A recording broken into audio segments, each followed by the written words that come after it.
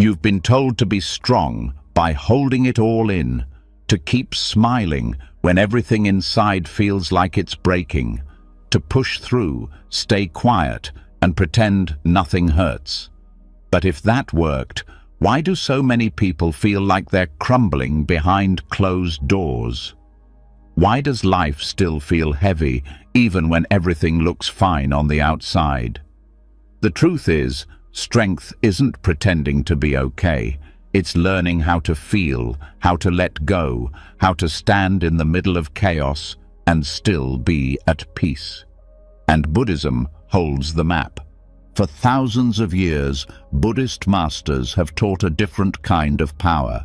Not the loud kind, not the kind that needs to win, but the quiet strength that doesn't flinch when the world gets cruel, the kind that bends without breaking, that smiles with nothing to prove, that walks away from noise and still feels whole. Tonight, as these lessons sink into your mind, something will shift. The pressure to control everything will loosen. The tension in your chest will soften, and slowly the storm inside will begin to settle. You'll feel lighter, calmer, stronger, like finally taking a deep breath after holding it in for too long. And when you wake up tomorrow, you won't just feel rested, you'll feel ready. Ready to face life with a strength that doesn't come from fighting, but from deeply understanding. This isn't just a sleep audio. This is a rebuilding of your mind, of your peace, of your strength. Are you ready? Let's begin. And now that your heart's starting to settle, that deep breath starting to return, let's begin with the first truth. One that flips everything we've been taught about strength on its head. Because what if real power wasn't about force? What if the softest part of you was actually the strongest? People hear the word gentle and instantly think of weakness, like it means letting people walk all over you, like it means giving up. But they've misunderstood the whole point. Gentleness isn't surrender, it's strategy. It's strength refined so deeply that it doesn't need to shout. It doesn't need to prove itself. And in Buddhism, gentleness is not only a virtue, it's an unbreakable shield. Kindness isn't just about being nice. It's a response born from clarity. A choice made not out of fear, but out of deep control. When cruelty shows up in front of a Buddhist monk, their calm isn't submission, it's resistance in its most powerful form. Because reacting with anger is easy. Anyone can snap, anyone can scream, but staying rooted when someone is trying to pull you down, that's discipline, that's training, that's strength. A gentle response isn't born overnight. It comes from seeing the truth of things. Knowing that people hurt others because they're hurt themselves. Knowing that anger thrown at you is often pain misplaced. And instead of throwing it back, Buddhism teaches how to absorb it, transform it, and let it dissolve. That's not weakness, that's alchemy. Turning poison into peace. Cruelty doesn't disappear when you become gentle. The world doesn't get softer, but your response becomes sharper, cleaner, wiser, and that changes everything. Buddhist texts often use water as a symbol. It bends, flows, moves around obstacles. But try cutting it with a sword. Nothing happens. Water yields, but it's untouchable. That's gentleness. That's the soft shield. The ability to move with life without letting life harden you. So how is this built? Where does this kind of gentleness come from? It starts with mindfulness, noticing your reactions, watching your triggers rise without immediately acting on them. Someone insults you, and instead of fighting back, you pause. You feel the heat, but you don't pour gasoline on it. You let it burn itself out, and suddenly you're not controlled by anyone. You're free.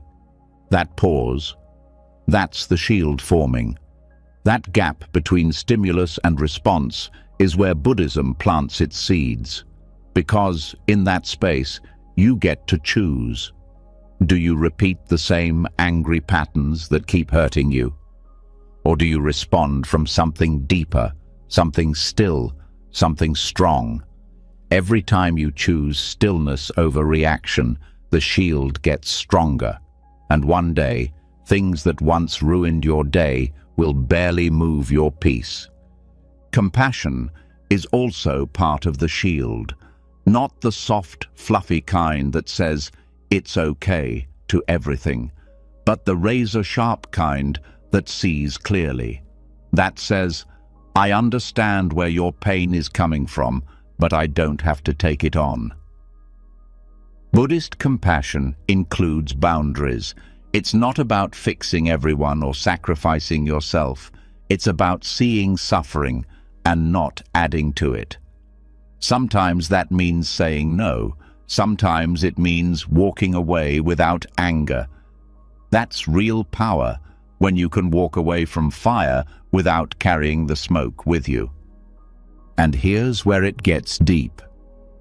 Buddhist gentleness trains the nervous system. When you meet aggression with calm, your body learns safety. Your mind stops reacting like it's in a war zone. Over time, you don't just act peaceful, you feel peaceful, even in chaos, even in heartbreak, even in rejection, because you've trained your system not to collapse every time life gets loud. Think about it. How many times have people tried to push your buttons just to see if they could get a rise out of you? And how often have they succeeded? That's not strength. That's vulnerability in disguise. But when those same people realize they can't shake you, when their insults bounce off and disappear into your silence, that's when the real transformation begins. And it's not just about what they see, it's about what you feel, because not reacting saves energy, it saves clarity, and it leaves you standing when everyone else is exhausted from the fight. The Buddha didn't teach people to be tough, he taught them to be free.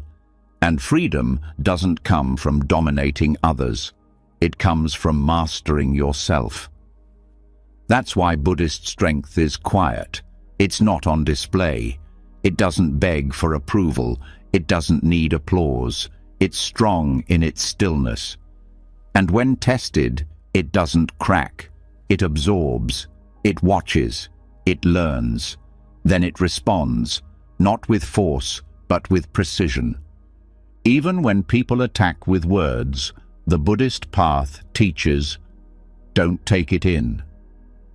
One sutta tells the story of someone insulting the Buddha to his face, and instead of reacting, the Buddha asks, if someone offers you a gift and you don't take it, to whom does it belong?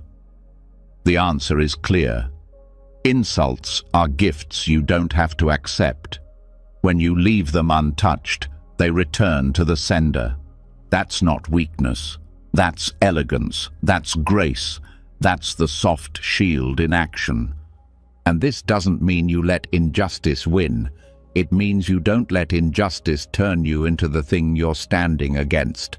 You fight it differently, not with anger, but with clarity, not with hate, but with steady courage. Buddhism never says stay silent when people suffer, but it teaches that your fight must come from wisdom, not woundedness.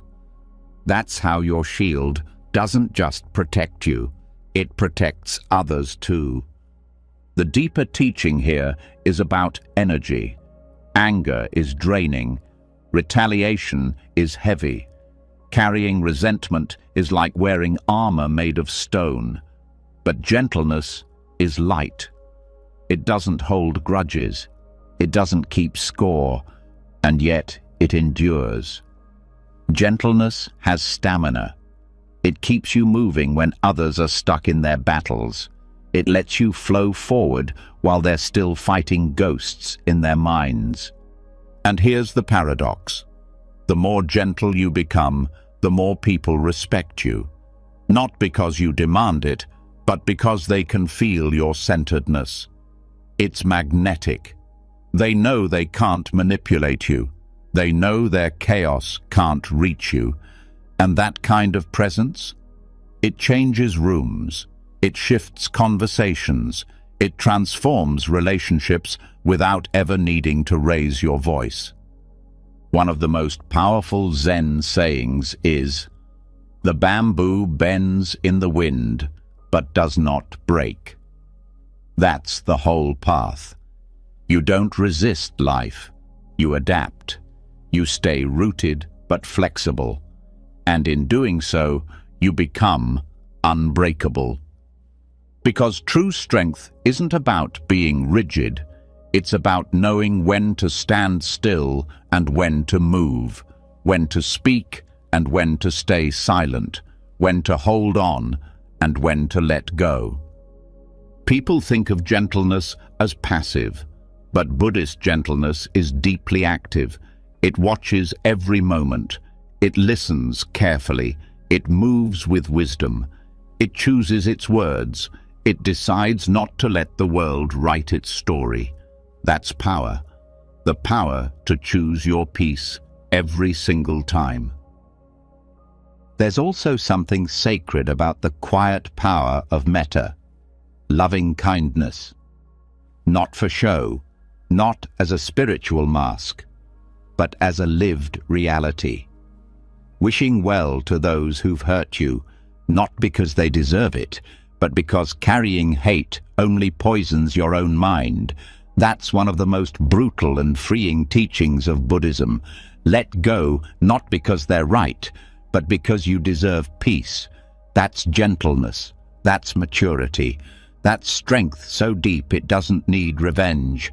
It needs rest. And when you live like this, something strange starts to happen. You stop fearing conflict. You stop avoiding discomfort. Because you know it can't touch you unless you let it. And that freedom, that's rare. Most people are still reacting to things from years ago, still reliving fights in their heads, still picking at old wounds. But when you master gentleness, those wounds close. The story changes. The world softens because you've softened, without ever becoming weak. That's the soft shield. It's invisible, but it's real. It doesn't come from a book. It comes from daily practice, sitting with your breath, noticing your thoughts, watching your emotions rise like waves, and then fall without dragging you under. Every time you breathe through it instead of reacting to it, you strengthen that shield. And one day, you'll wake up in the middle of chaos and feel calm. Not because life got easier, but because you got stronger. So don't let anyone tell you gentleness is weakness. Don't let the world convince you that you need to shout to be heard. Don't trade your peace for the illusion of power. Buddhist strength doesn't come with fireworks. It comes with stillness, with knowing who you are, with meeting life, not with clenched fists, but with open hands, ready to receive whatever comes and let go of whatever must go. That's the shield, and it's already inside you. Now, we just train it, one breath at a time, and once the soft shield begins to hold, once the heart learns to stay calm in storms without hardening, another layer begins to surface. Something deeper, something older, a force not outside, but inside. A whisper that questions everything, a voice that doesn't scream but doubts, that pulls you toward comfort when you need to grow and stirs fear just when you start to rise. That's the next training ground. That's Mara. People think of Mara as a monster, a demon, an evil spirit that tried to stop the Buddha from reaching enlightenment. But the real power of that story is symbolic. Mara isn't some external beast hiding in the shadows. Mara is internal resistance. Mara is that subtle force inside your mind that says, "You're not ready. You'll never change. What's the point?" It's the craving that wants to numb the pain, the fear that begs you to shrink, the illusion that tells you your worth comes from outside.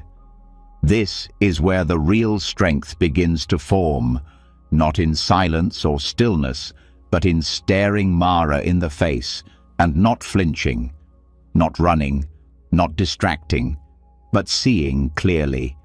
Because that's the trap. Mara isn't strong.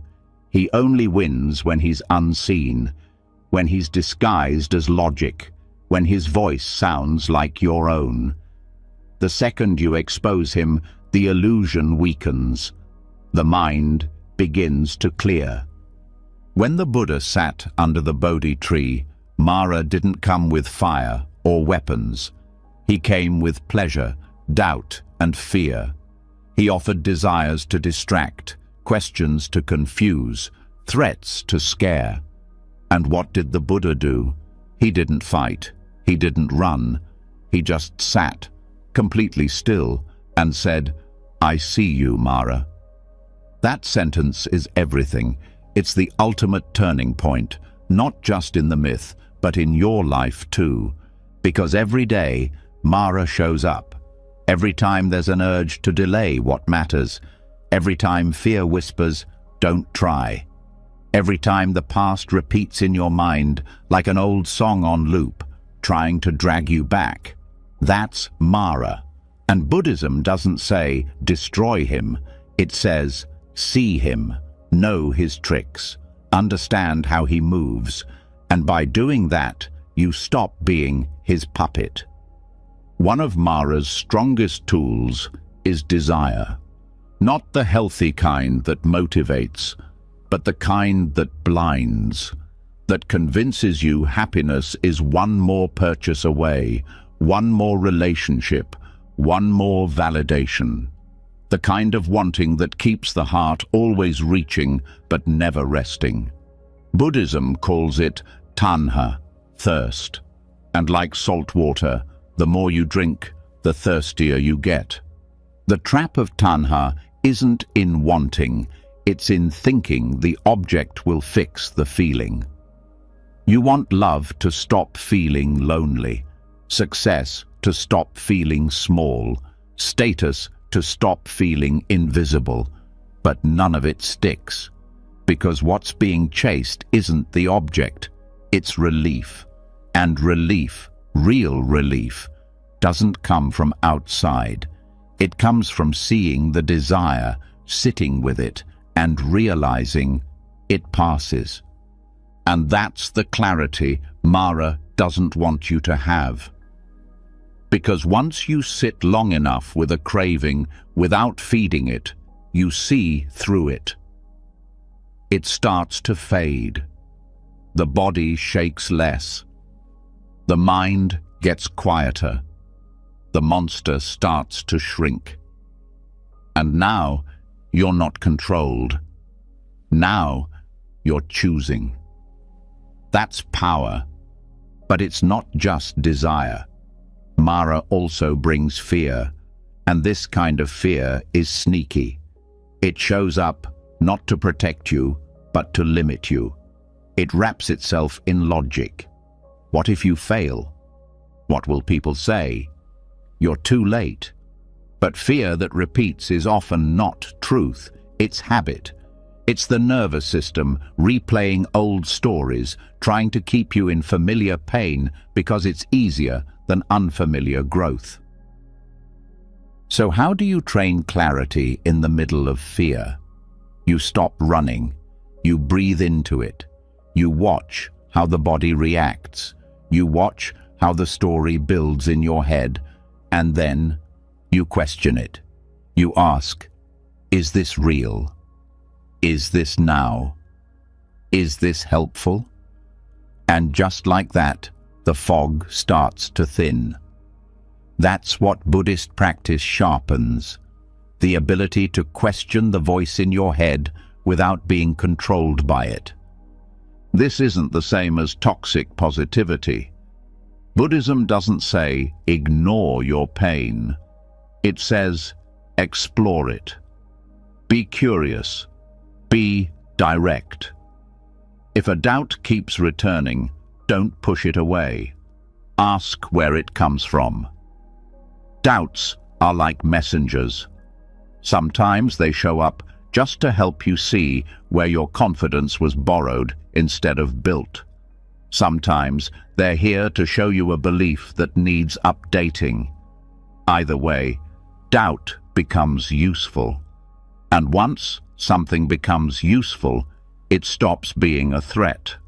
Mara also disguises himself as guilt and shame, regrets from the past that repeat endlessly, memories you wish you could undo, words you wish you hadn't said. But guilt, when held too long, becomes self-punishment. And shame? Shame tells the lie that mistakes define your worth, that you are your worst moment. Buddhism cuts through this with one of the simplest and most radical truths. The self is not fixed. You are not one thing. You are not your past. You are not your labels. And because of that, you can change. You can evolve. You can release the weight you've carried, not because you deserve to suffer, but because suffering isn't required for growth. Clarity is. And clarity doesn't always feel good. Sometimes it shows you the people you've outgrown, the habits that are killing your peace, the distractions you've been using to avoid your pain. But that clarity, that's the mirror. That's Mara doing his job, not to destroy you, but to test you, to see if you're ready to stop numbing and start living with your eyes wide open. Every time you meet Mara with awareness, your inner strength grows, because now you're not flinching from truth. You're using it, turning temptation into insight, turning fear into presence, turning doubt into wisdom. That's why in some Buddhist traditions, Mara isn't banished, he's invited. Because each time he comes, you get sharper. Each test becomes another step toward sovereignty, the kind of inner freedom no one can take. And let's be honest, most of us were trained to avoid discomfort, to hide our mess, to pretend. But Buddhism is the opposite. It teaches radical honesty, not to shame yourself, but to meet yourself fully, without judgment, without panic. And in doing that, something opens. The need to chase fades. The fear of being seen softens. And you realize you can sit with anything. That's the hidden strength in this path. Not the ability to feel good all the time, but the ability to stay grounded even when you don't. To walk straight through discomfort and not lose your center. To let Mara knock and open the door with calm eyes. That changes everything. Even the stories from ancient texts aren't just about history. They're metaphors for your inner world. The storms that show up in meditation, the distractions that pull you away from growth, the emotions that rise like waves when you're quiet enough to feel them. That's where the training happens, in the stillness, in the silence, when nothing's distracting you from yourself anymore. And the thing is, Mara doesn't just show up in crisis. He shows up when you're about to rise, right before you make a decision to grow, right before you commit to peace. That's when resistance hits hardest. Not because you're weak, but because you're close. And Mara's job is to make sure you're serious. So the next time that inner voice starts doubting, ask, is this truth or resistance? Is this fear or feedback? Because clarity means seeing the difference. And once you do, the doubt starts to dissolve, the fear loses its grip, the temptation passes through like wind, not walls, and in its place, stillness returns, clean, steady, untouchable. That's the paradox Mara never wants you to realize. He shows up loud, but he has no power unless you feed him. And when you stop feeding him, when you stop reacting, he has no choice but to leave. Not because you destroyed him, but because you no longer need him. He served his purpose. He showed you where your strength was hiding. So, don't fear Mara. Study him. Learn how he moves. See where he hides, because every time he appears, it's a mirror. And the more you look into that mirror without flinching, the clearer your path becomes. This is where sovereignty begins, not in control, but in awareness, not in having all the answers, but in asking better questions, not in fighting fear, but in walking beside it until it tires out and fades. This is where the noise ends, and the path begins. And once Mara is seen clearly, once his tricks start to fade and his illusions lose their grip, another kind of challenge begins to reveal itself. A quieter one, less dramatic, but even more dangerous. It's the part that doesn't show up as fear, but as flattery, not as shame, but as approval. And if the mind isn't trained, it starts dancing for praise and hiding from blame, forgetting who it really is underneath all the noise. This is where the next battle is fought, not with demons, but with desire for validation. There's a kind of shame that most people never talk about, not the shame of doing something wrong, but the shame of being disliked, the discomfort of being misunderstood, the ache that shows up when applause doesn't come, and on the flip side, the rush of pride when someone approves, when someone compliments, when someone notices. That little high, that little hit, and then the craving for more. This is where Buddhism offers one of its most radical teachings, that freedom isn't just about escaping suffering, it's about escaping dependence on praise, on blame, on reputation, on being seen as good or bad, right or wrong, better or worse.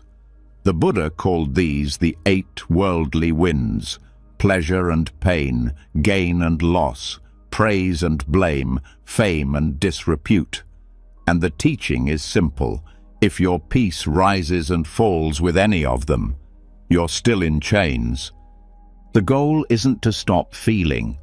It's to stop being moved like a puppet every time someone claps or criticizes. Because if your sense of worth comes from what others say, it can be taken from you in a single sentence. That's not stability. That's slavery to opinion. And Buddhism says, step out. But how? How do you stop caring when it feels so personal?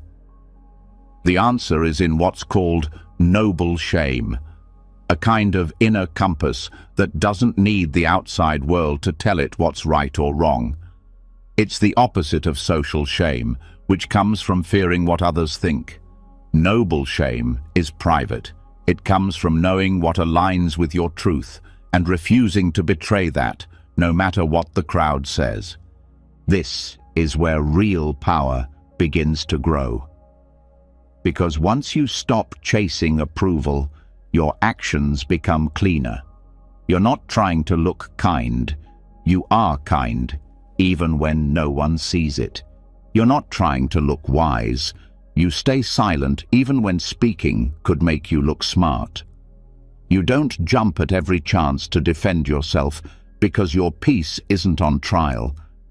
This doesn't mean you become cold. It means you become rooted. A tree doesn't move just because the wind changes direction, and people's opinions are wind, always shifting, always unstable. One day they'll praise you, the next they'll forget you, or blame you, or misunderstand you. If your identity is built on their words, it collapses the moment they stop clapping. That's why detachment is strength, not numbness, not indifference, but clarity. The clarity to know who you are when no one's looking. The clarity to keep doing what's right, even when it's unrecognized. The clarity to let go of the need to be impressive. And here's the deep part. Praise can be more dangerous than blame, because blame makes you question yourself, which can lead to growth. But praise can inflate the ego without you even realizing it. It can turn good intentions into performances. It can make you addicted to being liked, even at the cost of your peace. Buddhism trains the mind to see this, to notice how praise makes the body lean forward, makes the voice get louder, makes the smile stretch just a little too wide. It teaches you to feel that reaction and then pause. Not to reject the compliment, but to see it for what it is, a sound, a wind, temporary, and not yours to carry. Criticism, too, becomes neutral. You start to see how blame is often more about the speaker than the subject. Someone lashes out, and instead of absorbing it, you ask, "Is this true? Is this helpful? Is this mine?" And if not, you let it go. Just like the Buddha said to insults, if you don't take the gift, it stays with the giver.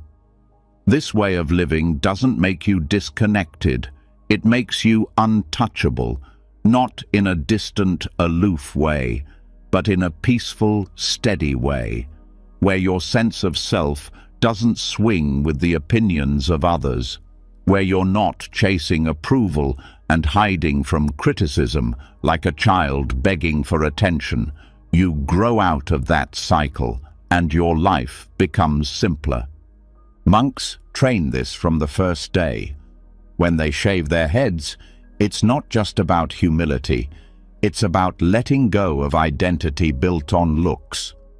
When they wear the same robes every day, it's not to impress, it's to erase the need to impress.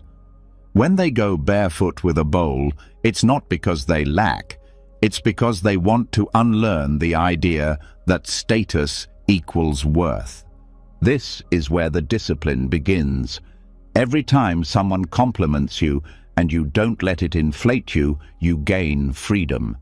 Every time someone criticizes you and you don't collapse, you gain strength. The mind becomes less reactive, the heart becomes less needy, and suddenly you're not walking around hoping to be liked. You're walking with purpose, rooted in what matters. That's why noble shame matters. It keeps you honest. It's the voice that says, stay true, not because someone is watching, but because you are. And that's the difference between a life built on show and a life built on depth. And here's the twist. When you stop needing praise, people trust you more. They feel your calm. They feel your presence because you're not performing. You're not chasing approval with every word. You're just being. And that's rare. That's magnetic. That's real. Even in speech, Buddhism teaches to avoid exaggeration, not because it's wrong to express yourself, but because inflating truth is a sign of seeking reaction. If you always need your words to land with impact, you're still dancing for applause.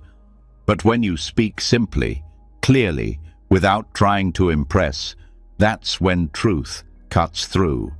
That's when people listen, not because you shout, but because you're quiet. There's a sutta where a monk is praised by a king and the monk responds with silence. Later, he's blamed by a rival, and again, silence. Someone asks him why, and he says, "Praise and blame are like echoes in a canyon. They are not me."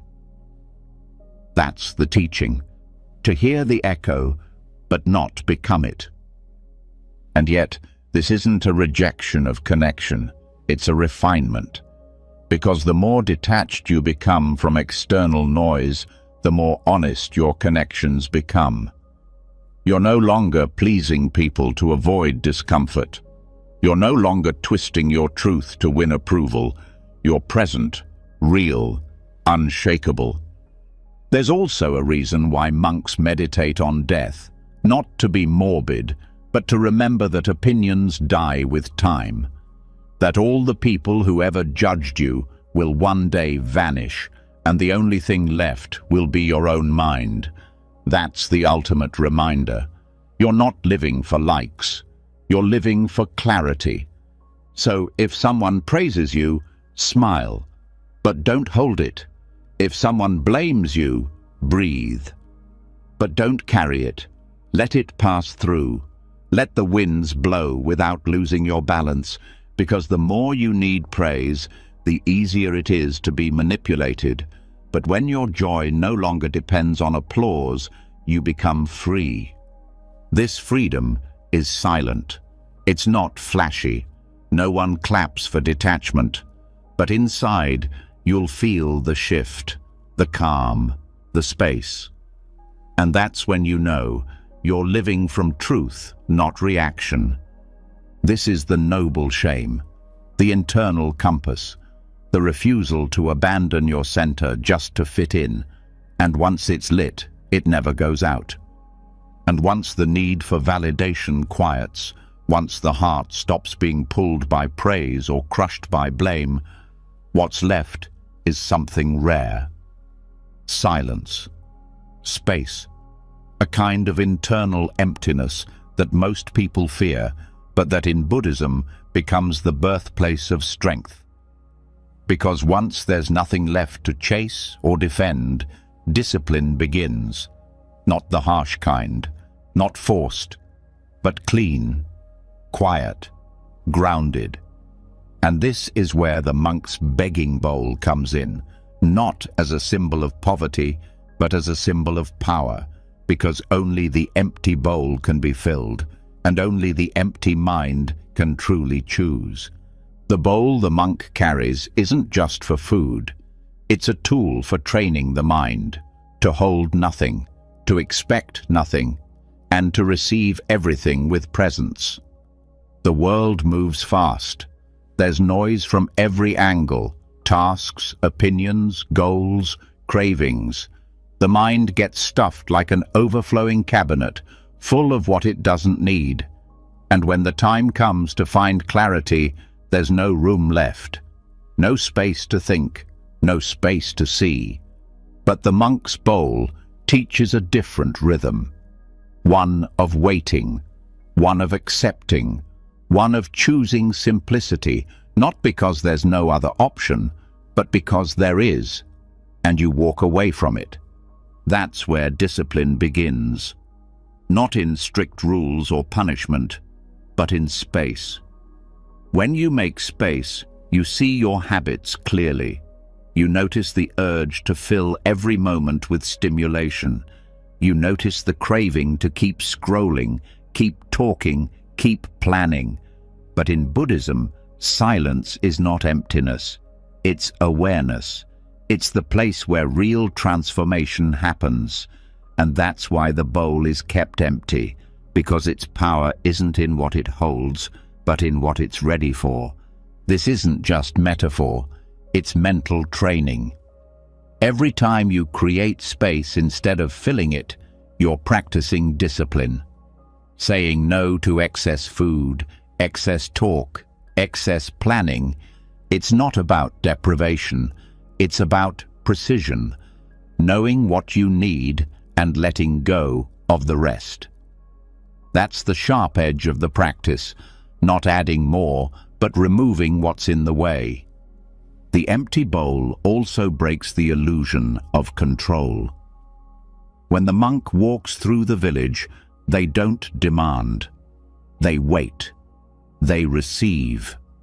And in doing that, they let go of the idea that life must always bend to their will.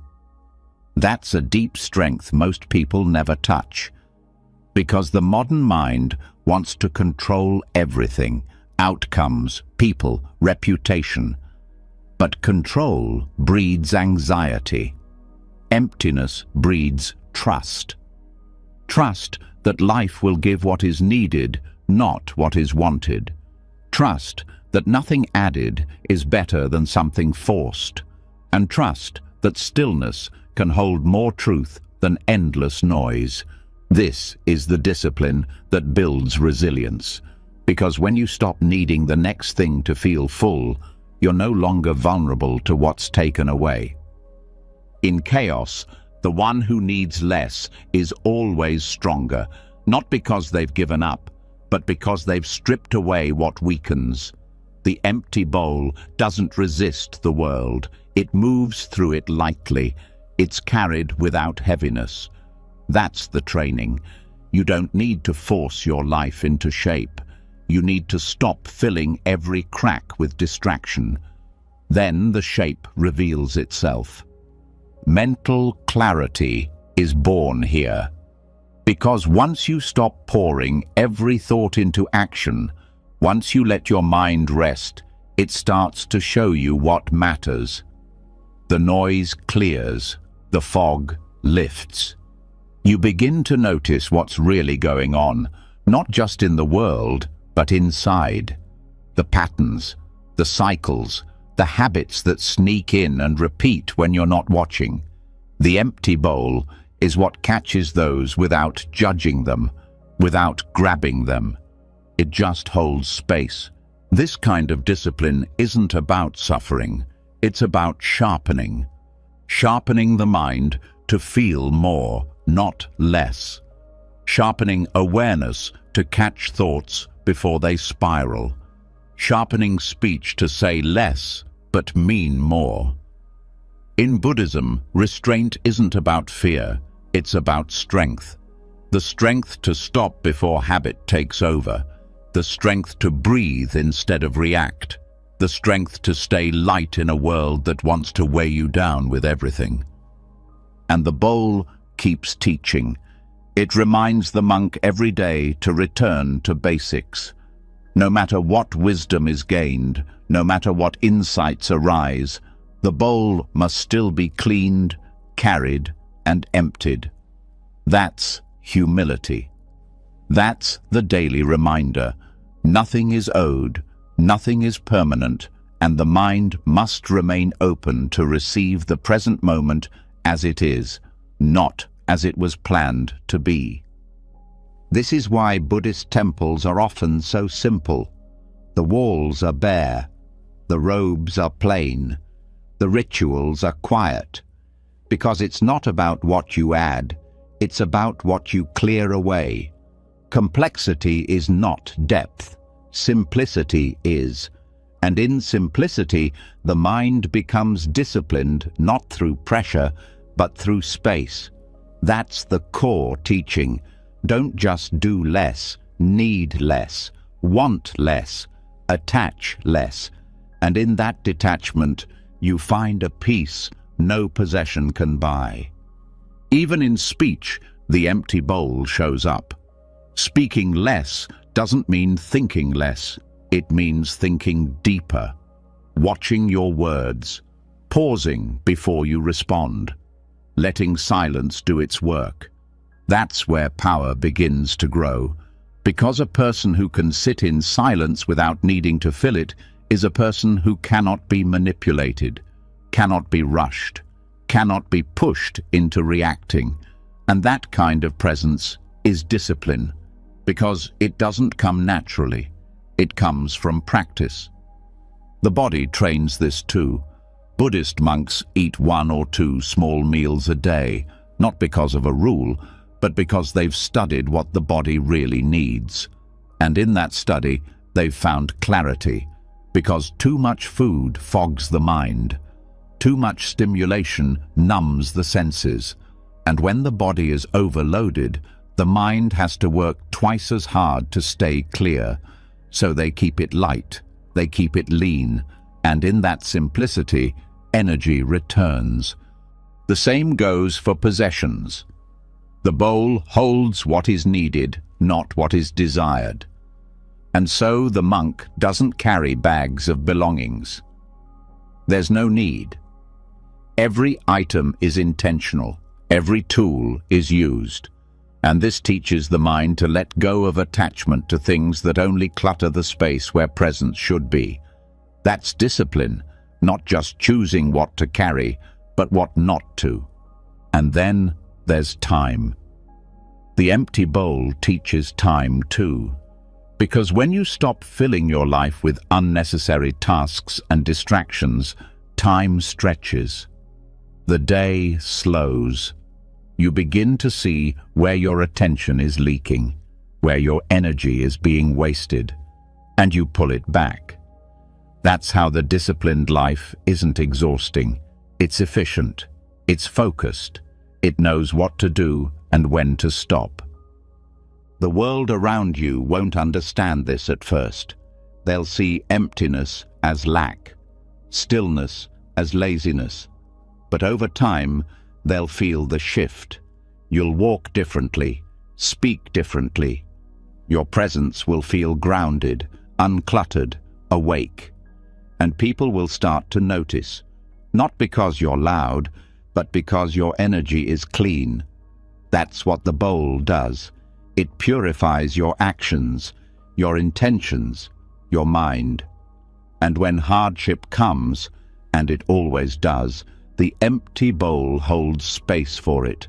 There's no panic, no scrambling to fix, just presence, just breath, just room. And that room is where peace can land, even when life hurts, even when things fall apart. Because the one who has space doesn't break. They bend, they breathe, they wait, and then they choose their next step. Not in reaction, but in wisdom. This is the kind of discipline that outlasts chaos, the kind that doesn't crack under pressure because it never built its life on clutter.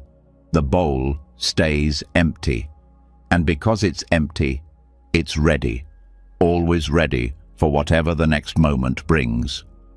That's the freedom Buddhism trains, not the freedom to have everything, but the freedom to need nothing. And in that space, in that quiet, something starts to grow, a kind of deep joy, not the loud kind, not the kind that comes and goes with events, but the kind that rises from living clean, living simple, living clear. And that joy, that's the gift the bowl was waiting for all along. And once the bowl is empty, once the mind begins to quiet and the hands stop grasping for more, there's something unexpected that rises in the stillness. Not fear, not lack, not weakness, but a different kind of strength, the kind no one teaches, the kind that doesn't come from pushing harder or holding on tighter. It comes from letting go, not as a retreat, but as a release, not from defeat, but from deep wisdom. This is where Buddhist courage lives, in surrender. The word surrender scares people. It sounds like giving up. It sounds like losing. But in Buddhism, surrender isn't passive. It's one of the most powerful decisions you can make. Because it takes strength to stop forcing. It takes strength to release control over what cannot be controlled. The more you fight what is, the more you suffer. And Buddhism teaches not to fight life, but to flow with it. Not to give in, but to give up the illusion that you were ever fully in charge. That illusion is heavy. The belief that every outcome must be managed, every detail must be perfect, every person must behave the way you expect. It's exhausting, and it doesn't work. Control is a moving target. Life shifts, people change, plans break. But when the mind clings to certainty, it breaks with them. That's where letting go becomes the doorway to peace. Letting go is not escape. It's clarity. It's saying, this is what I can do, and this is what I can't. It's releasing what was never yours to carry. Expectations, regrets, the pressure to fix everything, the need to always be right, to always be strong, to always be calm. Surrender means softening without collapsing. It means staying open even when things fall apart. This isn't a theory, it's a practice. When frustration rises, surrender means not tightening your jaw, not storming off, not pretending it doesn't hurt. It means staying, breathing, letting the emotion pass without trying to control it or bury it. That's not weakness. That's strength so steady it doesn't need to dominate. It just allows. And through that allowing, it endures. The Buddha taught that suffering comes from craving and clinging, from wanting things to be different than they are. And the moment you let go of that grasp, something shifts. Not because the situation changes, but because your grip on it loosens. And in that looseness, peace enters. People often confuse surrender with giving up hope, but it's the opposite. Surrender is giving up the fight with reality. Hope is still alive, but it's not forced. It breathes naturally. It adjusts. It sees clearly. When you let go of how you thought life should look, you make room for how it actually is. And in that room, unexpected beauty shows up. You start noticing things again. The small ones, the quiet ones, the ones you missed while you were too busy trying to make everything perfect. And sometimes, surrender is the only path through pain. There are losses that can't be fixed, endings that can't be reversed, people who won't come back. Trying to hold on only prolongs the suffering. Buddhism doesn't ask you to forget.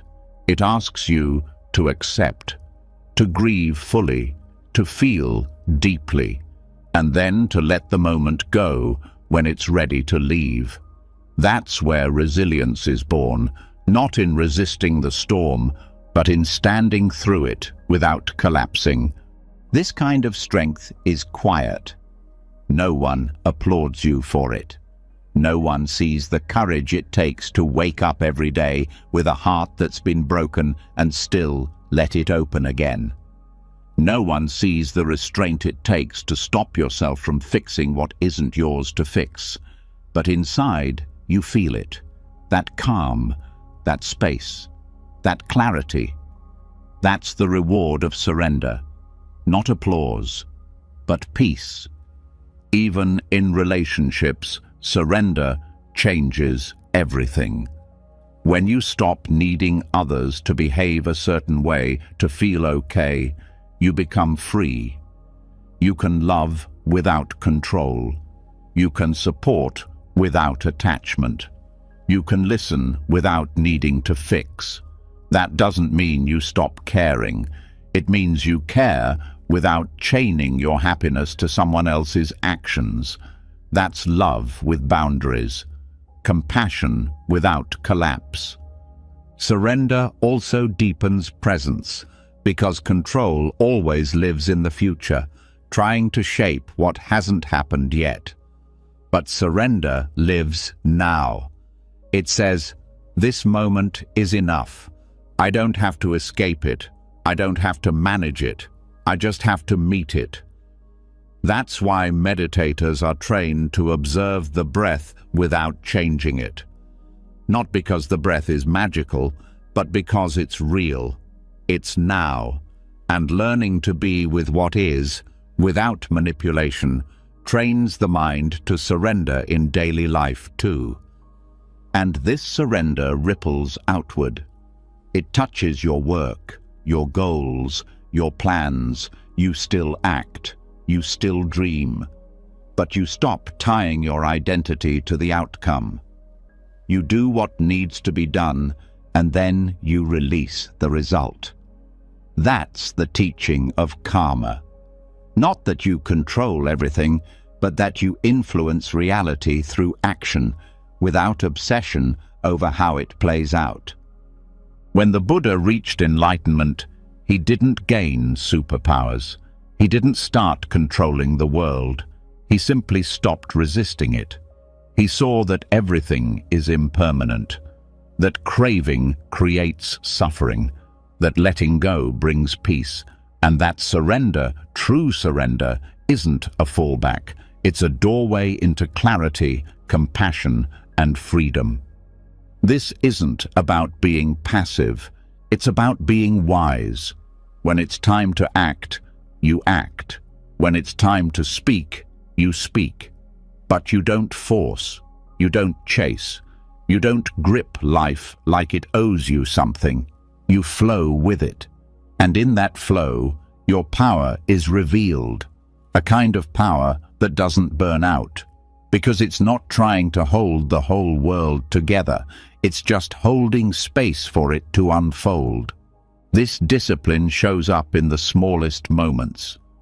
The plan that changes last minute. The friend that lets you down. The goal that slips away. Each time you get to practice. Do you tense and panic? Or do you pause, feel, and release? Every moment is a chance to soften your grip. And the more you do it, the easier it gets. The nervous system calms, the mind sharpens, the heart opens again, not because everything is easy, but because you've stopped demanding that it should be. And in surrender, trust is born. Not blind faith, but a steady knowing that whatever comes, you can meet it. That life may not follow your script, but you're not lost without it. That even in uncertainty, you are anchored. That's what Buddhist surrender gives, not guarantees, but grounding. This is also why rituals matter in monastic life, not because they control outcomes, but because they give structure to surrender. Bowing, breathing, walking, all done with presence, not to manipulate, but to return to stillness. Ritual is a reminder. Let the day unfold without rushing it. Let the moment teach you instead of forcing it to fit your expectations. And even in suffering, surrender has a role. Not to give up, but to stop resisting the fact that pain is here. Buddhism doesn't ask you to like pain, but it invites you to meet it directly, to sit with it, to see it clearly, and then to let it pass when it's ready. That's how pain becomes teacher, not tormentor. That's how wounds become wisdom. This approach rewires your entire life. Goals become clearer, relationships become softer. The inner critic loses its grip, because now you're not living to control, you're living to respond, with presence, with honesty, with flow. And from that flow, action still arises. But it's no longer desperate. It's no longer coming from fear. It's calm, precise, clean, and the world starts to feel different. Not because it changed, but because your grip did. You stop fighting time. You stop fighting loss. You stop fighting the parts of yourself that are still healing. You start allowing everything to be as it is, and from that, transformation begins. That's the paradox Buddhist practice reveals again and again. The more you let go, the more grounded you feel. The less you try to control others, the more free you become. The less you try to force happiness, the more often it arrives. Because peace doesn't come from holding on.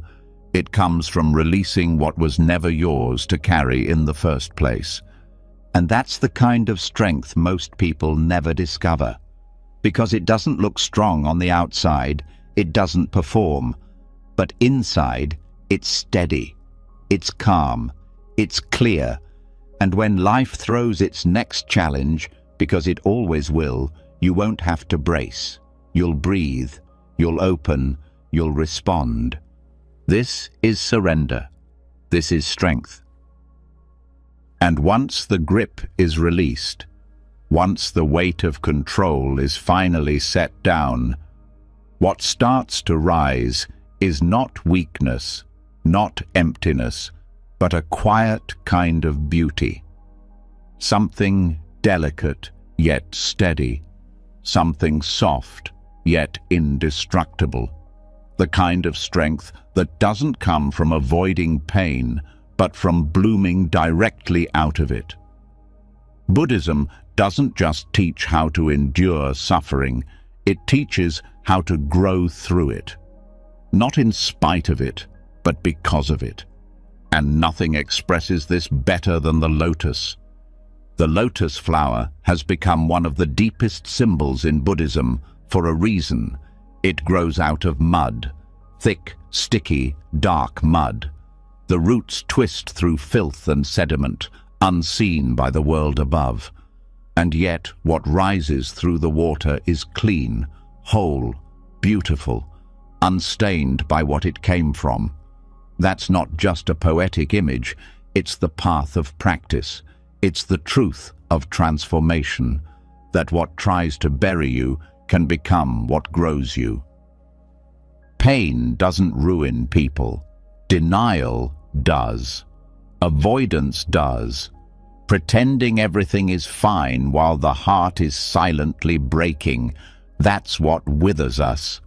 But when pain is faced head-on, when suffering is no longer hidden or resented, something begins to shift. Not quickly, not dramatically, but deeply. The roots begin to reach downward with honesty, and the petals begin to reach upward with courage. Buddhism doesn't avoid the mud, it points straight at it. It says, look here, not to shame you, but to free you. Because buried in every difficult emotion is the seed of awakening. Anger shows where you've been hurt. Grief shows what mattered. Fear shows where attachment hides. Instead of pushing these emotions away, Buddhist practice teaches to sit with them, observe them, understand them. That's how the lotus grows, by rooting itself in what most people try to escape. The mistake is thinking beauty comes from avoiding the dark. But the strongest kind of beauty doesn't come from being untouched. It comes from being touched by everything and still staying whole. The lotus isn't pure because it floated above the mud. It's pure because it rose through it without losing its nature. That's what real strength looks like. Not polished, not perfect, but real. When suffering hits, the mind wants to either numb it or dramatize it. We either try to run from the feeling, distract ourselves, bury it in work, food, noise, or we let it define us, turn it into identity, wear it like a badge. Buddhism offers a third way. Feel the suffering fully, but don't cling to it. Acknowledge the mud, but don't sink in it. Let it nourish the roots, but keep growing. This means creating space for your suffering, not shrinking from it and not drowning in it, just holding it like a bowl, with awareness, with breath. This is where meditation becomes a tool of transformation, not to get rid of the pain, but to give it room to speak. And in that listening, clarity begins. You start to see the layers, the story, the beliefs wrapped around the pain, and slowly they begin to fall away.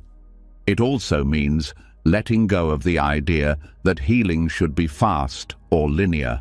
The lotus doesn't rush. It doesn't force itself to bloom. It trusts the process, one breath at a time, 1 inch at a time. And that's how the most unshakable inner strength is built, not in leaps, but in the quiet decision to keep rising, even when it's hard. Some people think strength is the ability to stay untouched, but Buddhist strength is the ability to feel everything and still not be destroyed by it.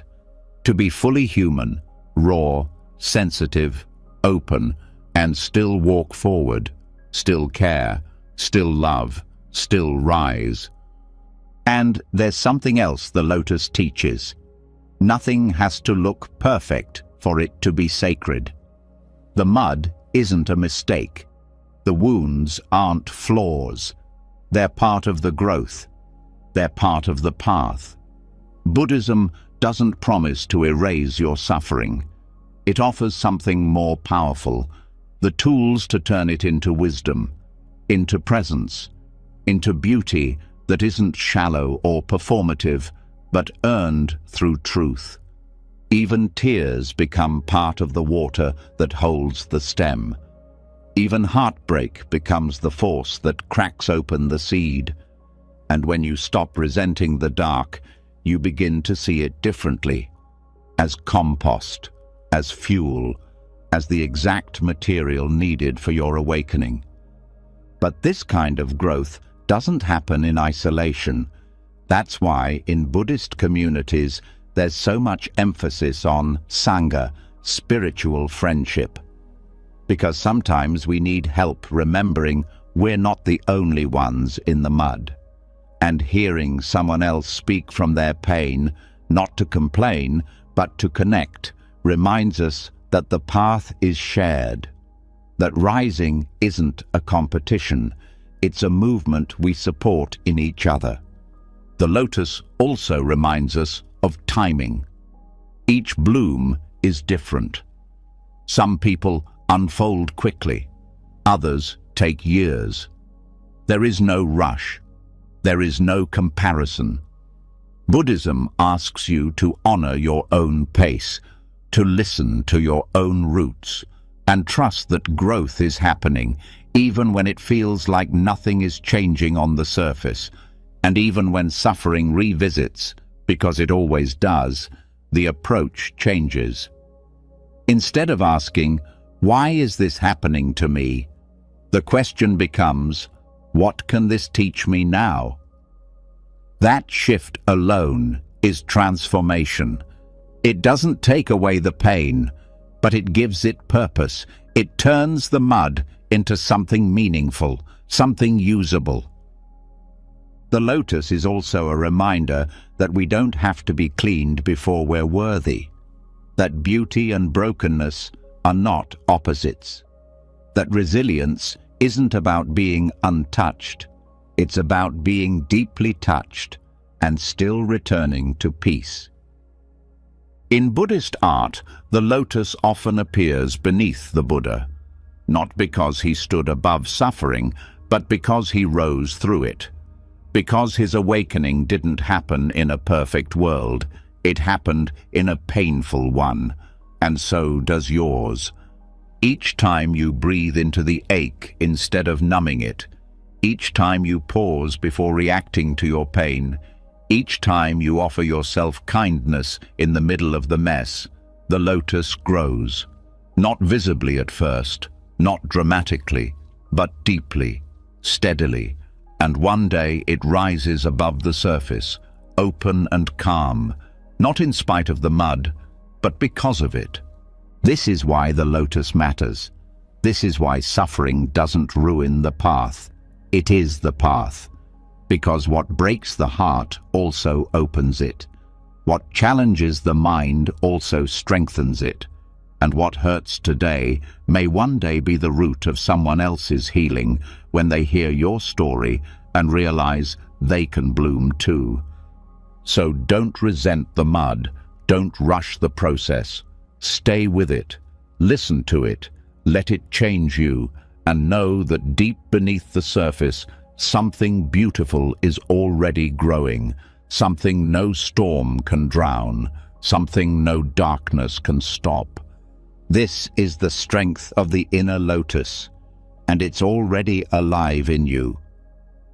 And when the lotus finally rises, when beauty begins to open out of the mud, it reveals something even deeper underneath the silence.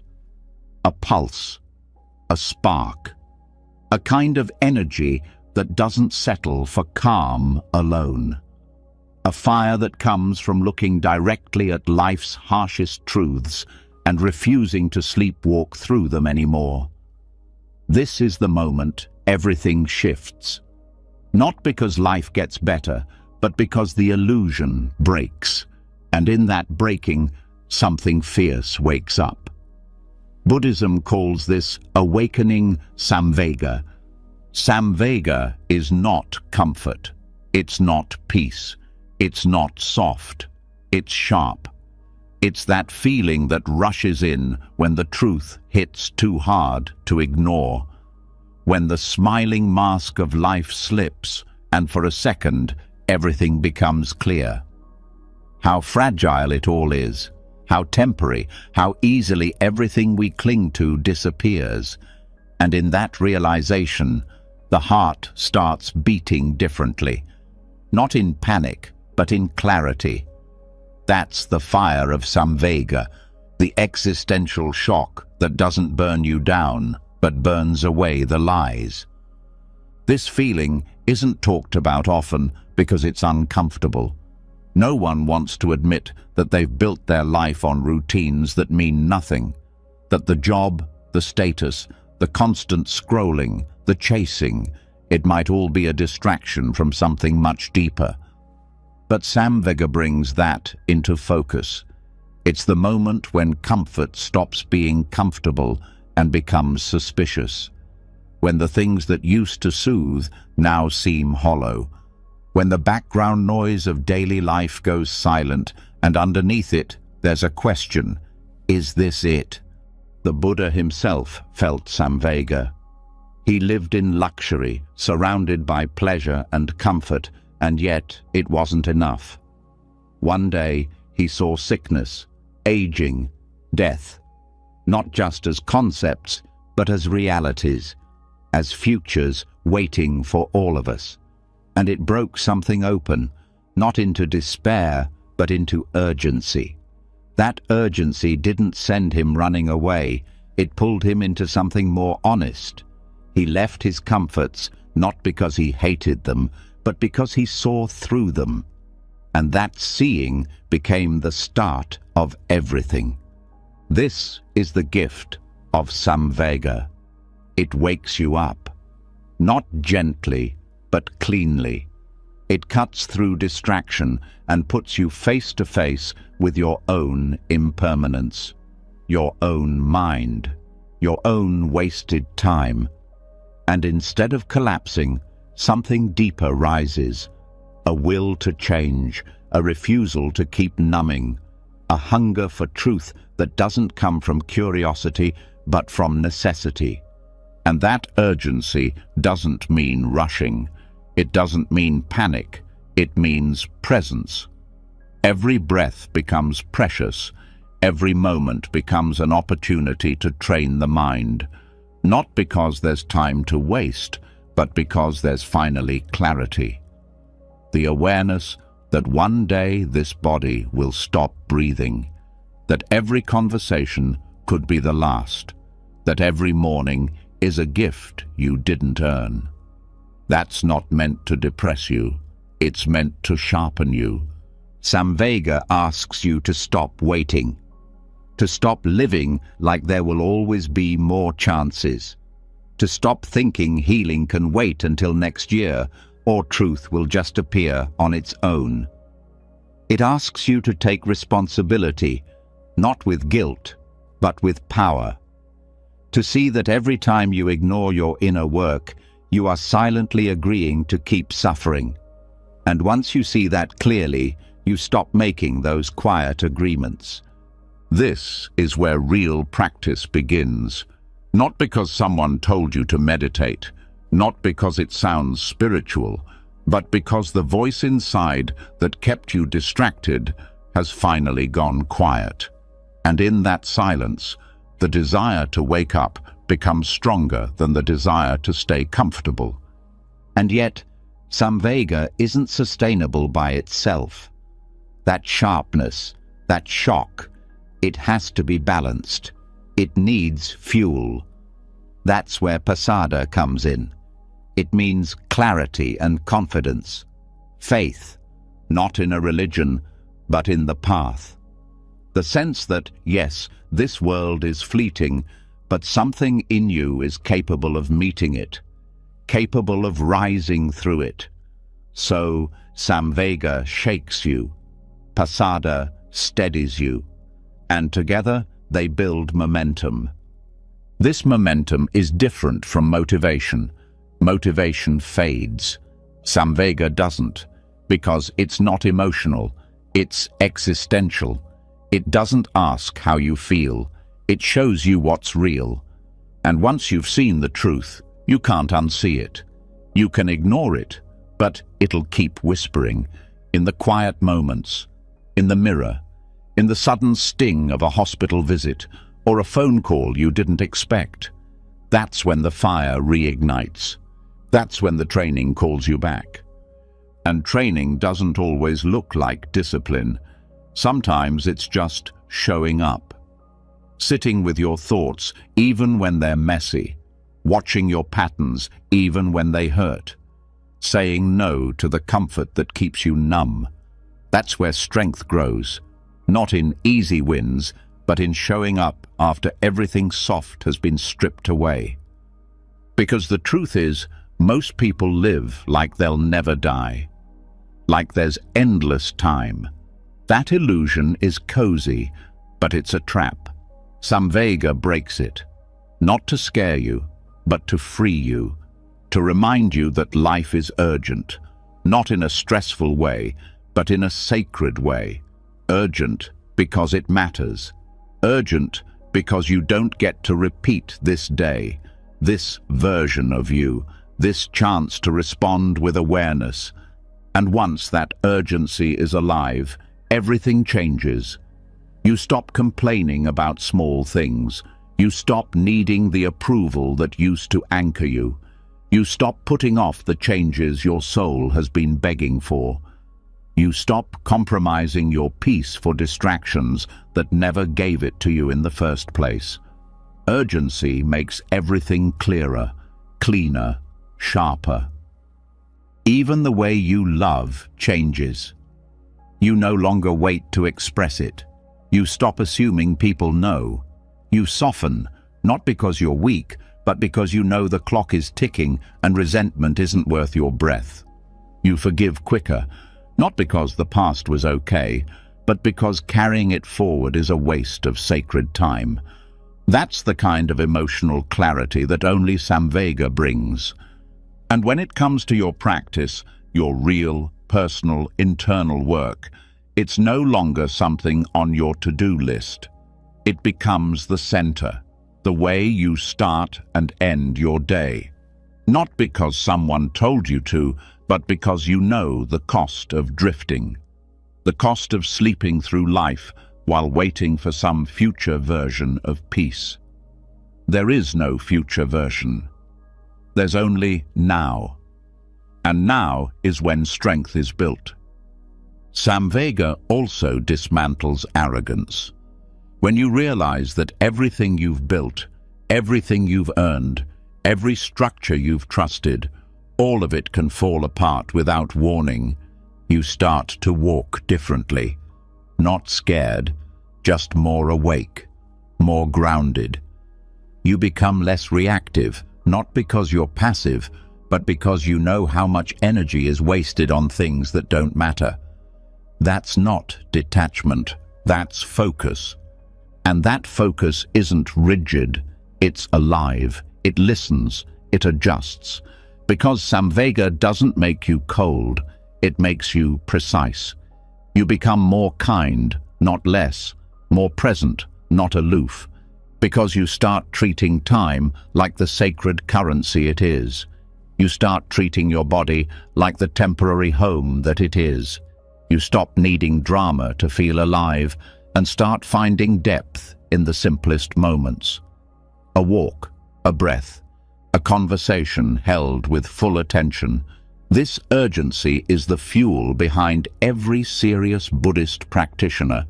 Not fear, not pressure, but reverence for life's impermanence, reverence for truth, reverence for the fact that while most people are sleepwalking, you have the chance to wake up. And when you know that, how could you go back to pretending? Samvega breaks the spell. It doesn't offer comfort, it offers clarity, and from that clarity, the path becomes non-negotiable. You walk not because it's easy, but because you've seen the alternative, and you can't go back. You can't unknow what you know now. That's the fire, not a fire that destroys, a fire that clears the way. And that fire, that's the beginning of real strength. Strength that doesn't just show up in calm weather, but in storms. Strength that stays awake when others drift back into distraction. Strength that doesn't need perfection, just presence, just truth, just this next breath, taken with full awareness and full intention. This is the fuel for liberation. This is samvega. And if you feel it, don't run, don't numb it, let it burn. Let it change the way you walk through the world. Let it wake you up, fully, finally, completely. And once samvega ignites, once that inner fire of urgency begins burning through illusion, there's a new challenge waiting in the ashes. Distraction, not the obvious kind, but the subtle mental spirals that disguise themselves as curiosity. The need to know everything before taking action. The endless loops of what if, why did, and how come. Even in the middle of transformation, the mind searches for escape routes in the form of endless speculation. This is where Buddhist wisdom draws a sharp line, using one of its simplest but most powerful parables, the story of the poison arrow. A man is struck by an arrow. It hurts, he's bleeding, but instead of removing it, he demands answers. Who shot it? What caste was the person from? What kind of bow did they use? What was the string made of? Which direction did it come from? And the Buddha says, if he waits for all those answers before removing the arrow, he'll die. That's the point. We're already in pain. The work is to heal, not to waste time chasing details that don't help us move forward. This parable isn't just a story. It's a mirror for the way the mind works.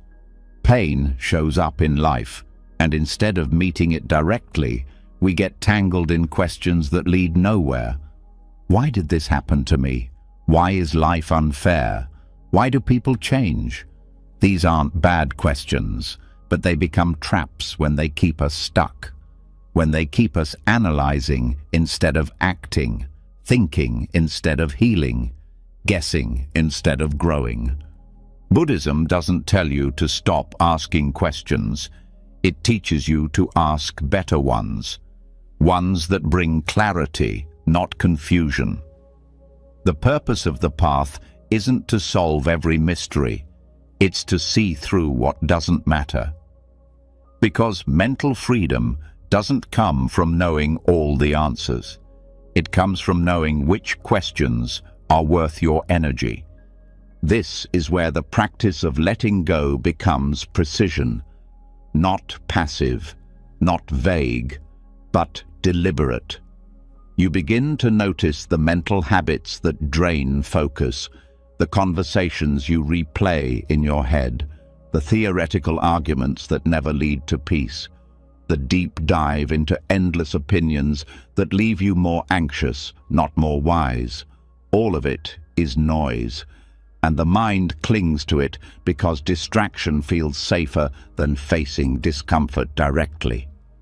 But focus is a kind of strength, the ability to stay with what matters, to let go of side roads and stay on the path, to notice when you're being pulled into the weeds and return to the breath, to the body, to the now.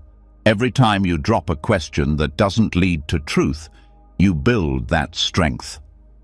The poison arrow also speaks to timing. Life is happening now. Pain is present now. Healing starts now. But speculation delays that healing. It's a clever way the ego keeps control. Because if you're always searching for perfect understanding before you take a step, you never have to risk anything. You get to stay frozen, comfortably lost in thought. But comfort is not clarity, and staying stuck in thought doesn't protect you. It keeps you from change. In practice, this means noticing the moment your mind spirals. You begin to ask, is this useful? Is this leading me to peace? Or is it pulling me away from presence? That's the training. Not just sitting still, but thinking clearly. Protecting your attention like something sacred, because it is. Where your attention goes, your life goes. And if it's scattered, so is your strength. Buddhist teachings return again and again to simplicity. Not because truth is simple, but because distraction is infinite. And when you simplify, you see, you feel, you act, you heal. And all the energy that was being poured into guessing, comparing, overthinking, it gets redirected into awareness, into action, into transformation. Even in relationships, this shows up. Someone hurts you, and instead of feeling the pain and responding with clarity, the mind starts spinning. Why did they do it? What does it mean? Were they ever real? And the arrow stays in, the pain lingers, the story grows, but the healing doesn't begin. The practice is to feel the hurt, not feed the narrative, to move inward, not outward. Because the truth you need is rarely out there in someone else's mind. It's already inside, waiting for your attention. And the practice is fierce, because the world rewards speculation. The more questions you ask, the more deep you appear. The more theories you entertain, the more intellectual you seem. But in Buddhism, clarity isn't measured by complexity. It's measured by peace. Can your thoughts end in silence? Can your mind rest in not knowing? Can you accept the mystery without letting it distract you from what's real? The poison arrow reminds you that time is not guaranteed. And while you're busy trying to understand the entire history of your pain, the moment to heal may slip by. That's not fear, it's focus. It's the understanding that life is too brief to waste in loops that never end. Wisdom is knowing when to cut the loop and return to stillness. This kind of mental training isn't glamorous. It doesn't win arguments or prove your intelligence, but it clears space. Space to breathe, to see, to respond with choice instead of habit. And in that space, the arrow comes out. The wound starts to close. not because you understood every detail, but because you chose to stop bleeding. And it goes deeper. Letting go of useless questions also builds trust. Trust that you don't need to know everything to be okay. That uncertainty can be lived with. That peace doesn't come from having all the answers. It comes from aligning with what's true now. The Buddha didn't become enlightened by solving riddles. He became enlightened by sitting still with the present moment until illusion broke. This doesn't mean you avoid reflection. It means you know when to stop. When the search stops leading to insight and starts circling into restlessness, and when that line is crossed, you return to the breath, to the body, to the heart. You choose focus over fragmentation. You choose peace over proving something. And here's where strength grows. Because in a world that worships mental stimulation, choosing silence is rebellion. Choosing focus is power. Choosing to drop the 10,000 distractions in favor of one clear step. That's courage, because it's easy to get lost in ideas. It's hard to stay present with reality. But presence is where life happens, and the deeper you drop into it, the more awake you become. This clarity doesn't require force. It requires attention, soft, steady attention, noticing when the mind drifts and guiding it back, not with shame, but with patience, over and over. That's meditation. That's mental discipline. That's how the roots of insight grow, quietly, slowly, through repetition, through refusal to chase what doesn't serve.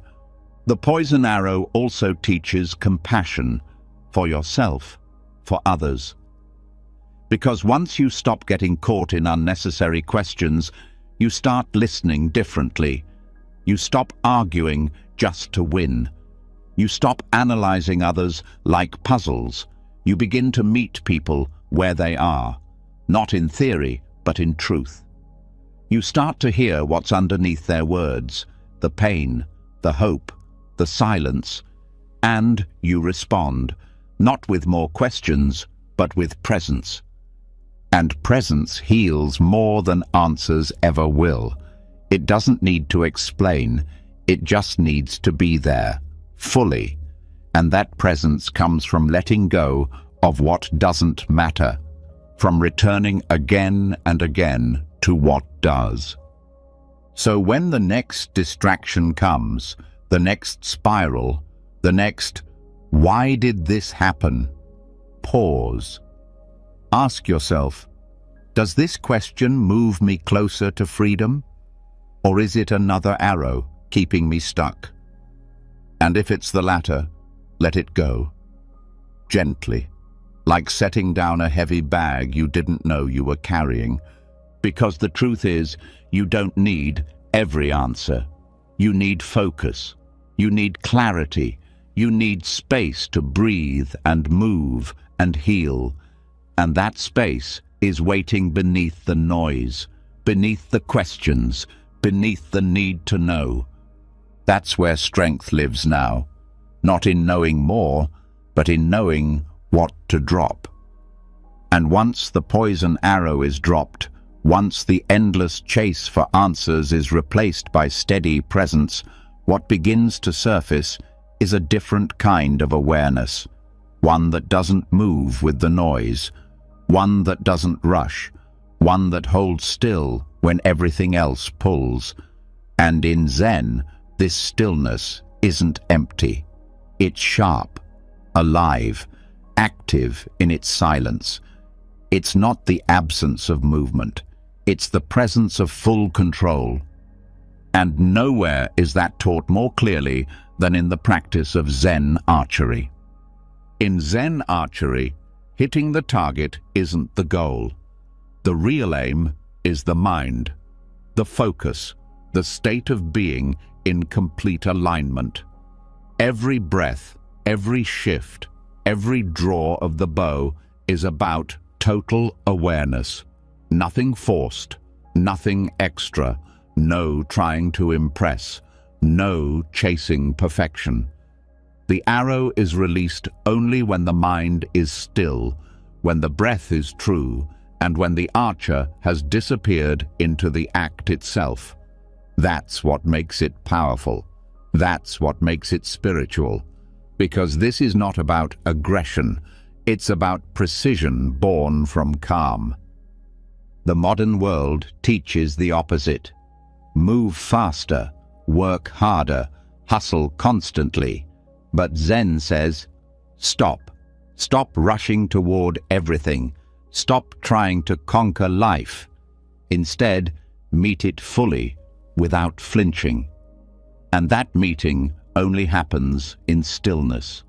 Not the kind that collapses under pressure, but the kind that rises above it by refusing to be pulled in every direction. Stillness is not the same as doing nothing. It's not laziness or avoidance. It's the deepest form of engagement, because it means your mind isn't scattered. It's all here, focused, awake. The kind of stillness taught in Zen is like standing in the center of a storm, not because the storm disappeared, but because you've stopped running from it. You've become the calm it can't touch. In Zen archery, there's no rush to shoot. The bow is drawn slowly. The breath is watched. The heartbeat is felt. And only when everything aligns, not through force, but through presence, does the arrow release. And when it does, it flies effortlessly, accurately. Not because it was pushed, but because nothing interfered. That's the lesson. Remove interference. Let what's natural move without tension. This kind of stillness must be trained. It doesn't come from thinking about peace. It comes from building a relationship with silence, with your body, with the now. And Zen archery becomes the metaphor for everything else. Your conversations, your reactions, your choices. Each moment becomes an arrow. Will you release it from stillness or from chaos? In daily life, this stillness looks like pausing before reacting, breathing before speaking, noticing the rise of anger but not grabbing it, feeling fear but not letting it speak for you. Stillness gives you space between the stimulus and the response, and in that space you regain control, not of the world, but of yourself. Most people believe power is loud, but the most powerful presence is the one that doesn't need to speak to be felt. Stillness doesn't broadcast itself. It doesn't beg for validation. But when it enters a room, it changes the energy. People lean in, they listen more, they feel something different. That's what happens when you become fully present, when your mind is no longer leaking energy in every direction. Zen teaches that every action can be meditation. Washing a bowl, walking a hallway, drawing a bow. The task itself is not the point. It's the quality of attention you bring to it, the stillness behind the action. And the more you practice this, the more you notice how often you're not actually here. How often the body is in the room, but the mind is spinning somewhere else. That split is where peace disappears. Stillness stitches the pieces back together. And here's the thing, stillness isn't always comfortable. When the noise fades, you start hearing everything you've been avoiding, the restlessness, the fear, the buried thoughts. But this is where growth begins. Because when you stay instead of running, the silence stops being threatening. It becomes a mirror. And in that mirror, you see clearly. And from that clarity, strength rises. The mind in stillness becomes like a clear lake. It reflects everything, but it clings to nothing. Emotions come and go, thoughts rise and fall, but nothing disturbs the depth. That's not the absence of feeling, it's mastery of it. You still feel, you still care. But you're not drowning. You're rooted, grounded in awareness. And this training doesn't require a bow. It requires attention. When you eat, eat slowly. When you speak, listen before you respond. When you walk, feel your feet. When you rest, truly rest. Each moment is an arrow. If you release it with awareness, it lands clean. If you release it in distraction, it misses, and you spend your life chasing after where it went. The warrior's stillness also teaches patience, not passivity, but the understanding that rushing weakens precision. Whether it's making a decision, healing a wound, or building a path forward, slowness done with intention outlasts speed done in panic. Zen archery isn't about who shoots first, it's about who shoots with truth. And when the world tests you, when criticism, chaos, or uncertainty shows up, your stillness becomes your shield. Because people can provoke you, but they can't move you unless you allow it. The goal isn't to fight everything.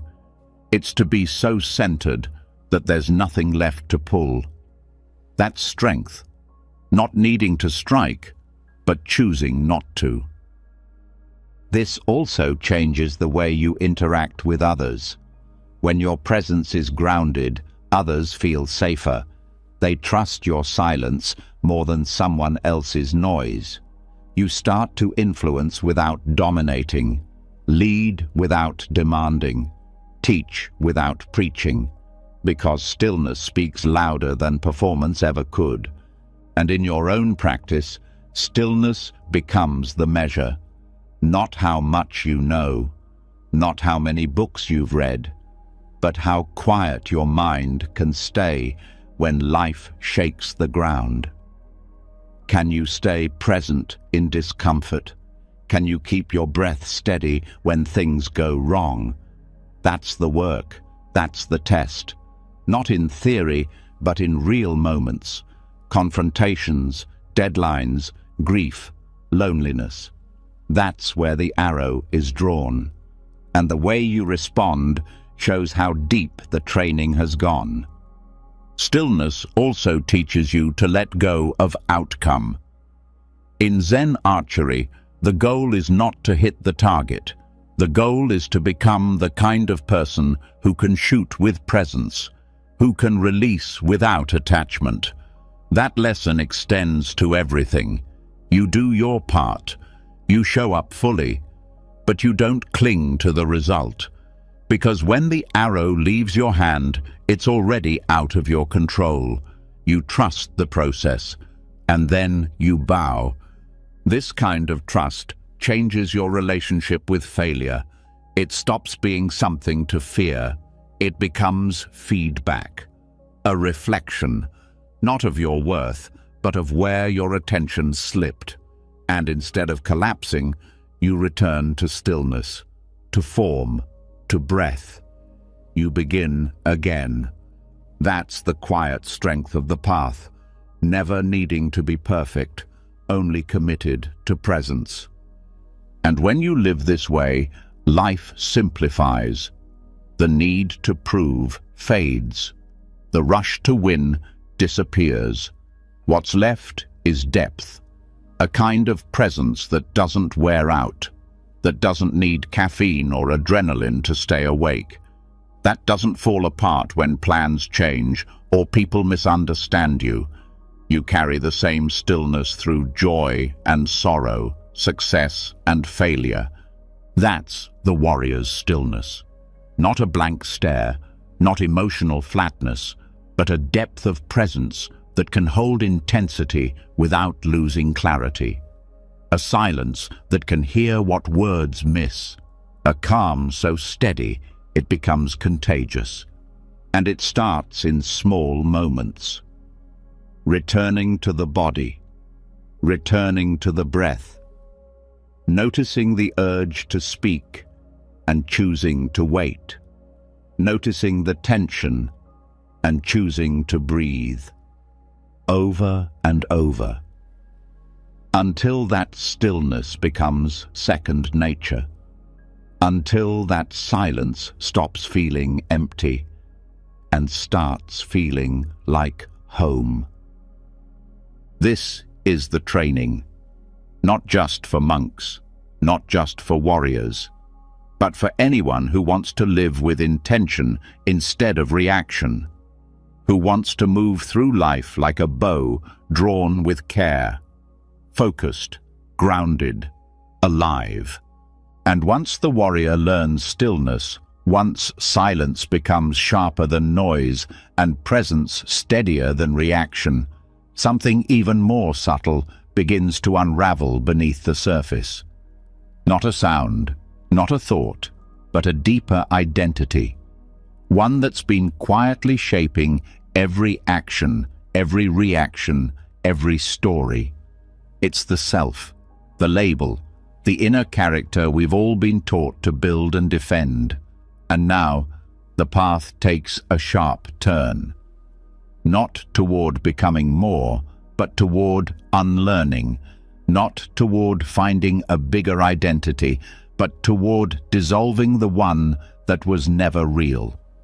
This is where Buddhism turns everything upside down, revealing a freedom most never find.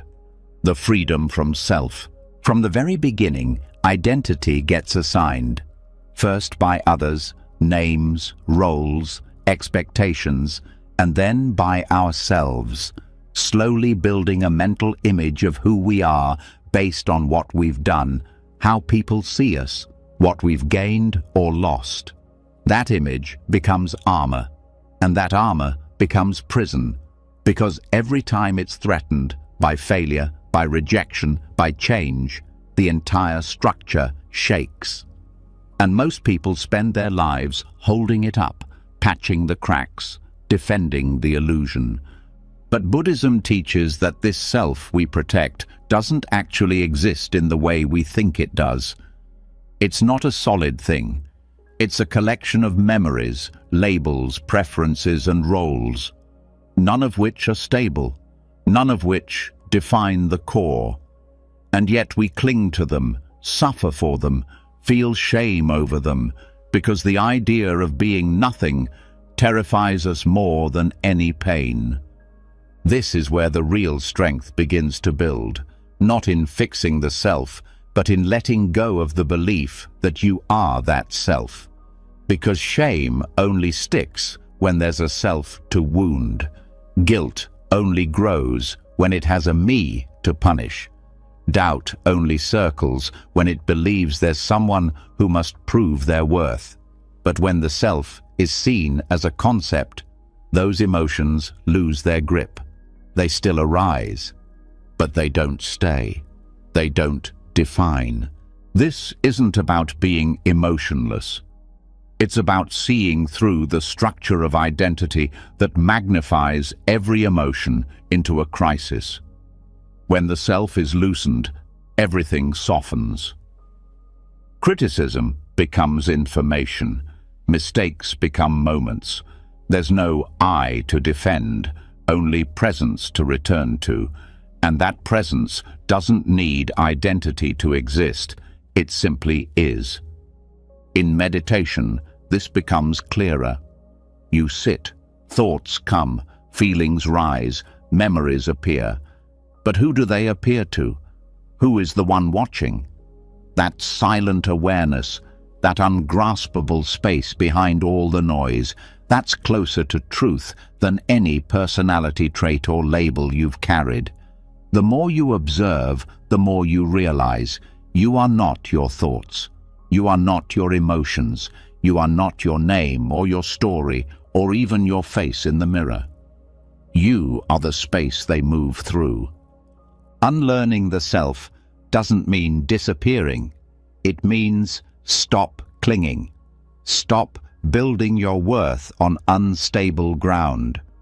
Stop needing others to reflect a version of you back in order to feel valid. That's emotional invincibility, not because you're cold, but because you're free.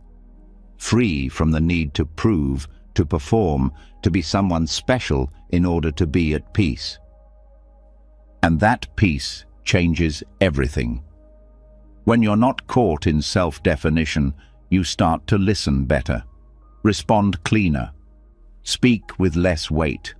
Actions become simpler because they're not trying to sculpt an identity. They're just honest expressions of presence. Compassion becomes more natural because there's no ego to protect, just shared humanity, shared pain, shared awareness. This also frees you from the past, because most regret comes from judging who you were. I can't believe I did that. I used to be this. I'm no longer that. But when you see that self as temporary, those stories soften. You weren't a fixed person back then. You were a collection of thoughts, feelings, and reactions. And now you're another one, and tomorrow another. This insight doesn't make you numb. It makes you forgiving. It lets you breathe again, and even the future changes. Because identity is often projected forward. I need to become someone.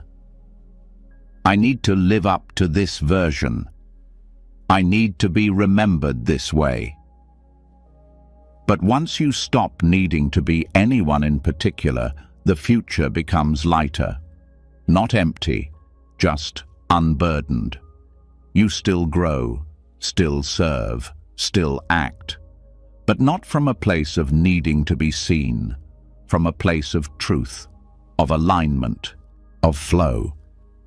The Buddhist teaching of anatta, or non-self, isn't nihilism, it's liberation. It doesn't say nothing matters. It says clinging to a fixed self causes suffering. And by loosening that grip, we find space to live more fully, more openly, more awake. This also transforms your relationships. When you're not trapped in a role, parent, child, leader, healer, you can meet others without filters, without needing to be admired or feared or loved a certain way. You show up as presence. And in that presence, something honest unfolds, something not shaped by identity, but by connection. And when conflict happens, as it always does, unlearning the self allows for forgiveness, because you stop needing to be right in order to feel whole. You stop needing others to agree in order to feel safe. That flexibility is strength. It means you can bend without breaking. You can hear hard truths without crumbling. You can walk away from judgment without carrying it home. Even in solitude, the benefit appears. The fear of being alone is often the fear of being with no identity, no reflection, no audience. But when the self quiets, solitude becomes nourishing, not lonely, but spacious. You meet your own awareness like an old friend. No performance, no roles, just being. And that being is enough. This kind of freedom can't be faked. It's not about rejecting all labels loudly. It's about no longer being bound by them inwardly. You can still have a name, a story, a style, but they no longer own you. They're useful tools, not your core. That shift happens slowly, gently, through mindfulness, through questioning, through watching the self arise and fall 1,000 times until you finally stop mistaking it for truth. And then something strange happens. The less you cling to self, the more natural your actions become. Kindness flows easier, creativity flows freer. Decisions come with less inner noise, because the pressure to be someone is gone. And all that's left is presence, awareness, action rooted in now, not in image. This is what Buddhism means when it speaks of true strength. Not the kind that resists shame, but the kind that sees shame clearly and doesn't attach. Not the kind that fights guilt, but the kind that sees it arise and pass without feeding it. Not the kind that never doubts, but the kind that sees doubt as a passing cloud, not a permanent truth. And it's not about being above pain. It's about no longer identifying with it. You can feel grief without becoming it. You can feel anger without being consumed. You can feel joy without trying to trap it, because you're no longer the one riding the wave. You're the ocean underneath. This doesn't mean the work ends. The self will keep rising. It's sneaky. It wants to reappear through pride, through comparison, through subtle self-importance. But now you know the game. You catch it. You smile. You return to breath, to now, to what's real. This return is the path, over and over, unlearning the self, returning to presence, moving from that space without attachment. And in doing so, you find a kind of emotional invincibility that doesn't need armor, doesn't need applause, doesn't need anything but clarity. You are not your name, not your trauma, not your titles. You are what notices them all. And once the grip of self begins to dissolve, once the mind no longer builds its worth around shifting roles and fragile identities, something even deeper becomes clear. It's not just who we think we are that shapes our experience. It's what we think we see. The world doesn't always hurt us with what it is. It hurts us with how we see it. And this is where Buddhism turns its light toward perception itself. Because if perception bends reality, then fear is often not about danger. It's about distortion. And nowhere is this lesson made clearer than in the story of the rope and the snake. A traveler walks through the woods and sees a snake on the path. His heart races, his body freezes, fear floods in. But when he steps closer, he sees it's just a rope. No danger, no threat, just a misperception. But in that moment, the fear was real. The stress was real. His reaction, his panic, all of it came from something that didn't exist. This is not just a story, it's a metaphor for how the mind works every day. And the more clearly we see this, the less power fear holds. Perception doesn't just shape how we feel, it shapes what we believe, what we avoid, what we chase. And when perception is distorted, we react to life in ways that don't match what's really happening. Someone frowns, and we assume they're angry. A message goes unanswered, and we believe we're being rejected.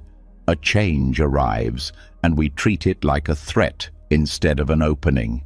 Fear slips in quietly, not through facts, but through misreading them.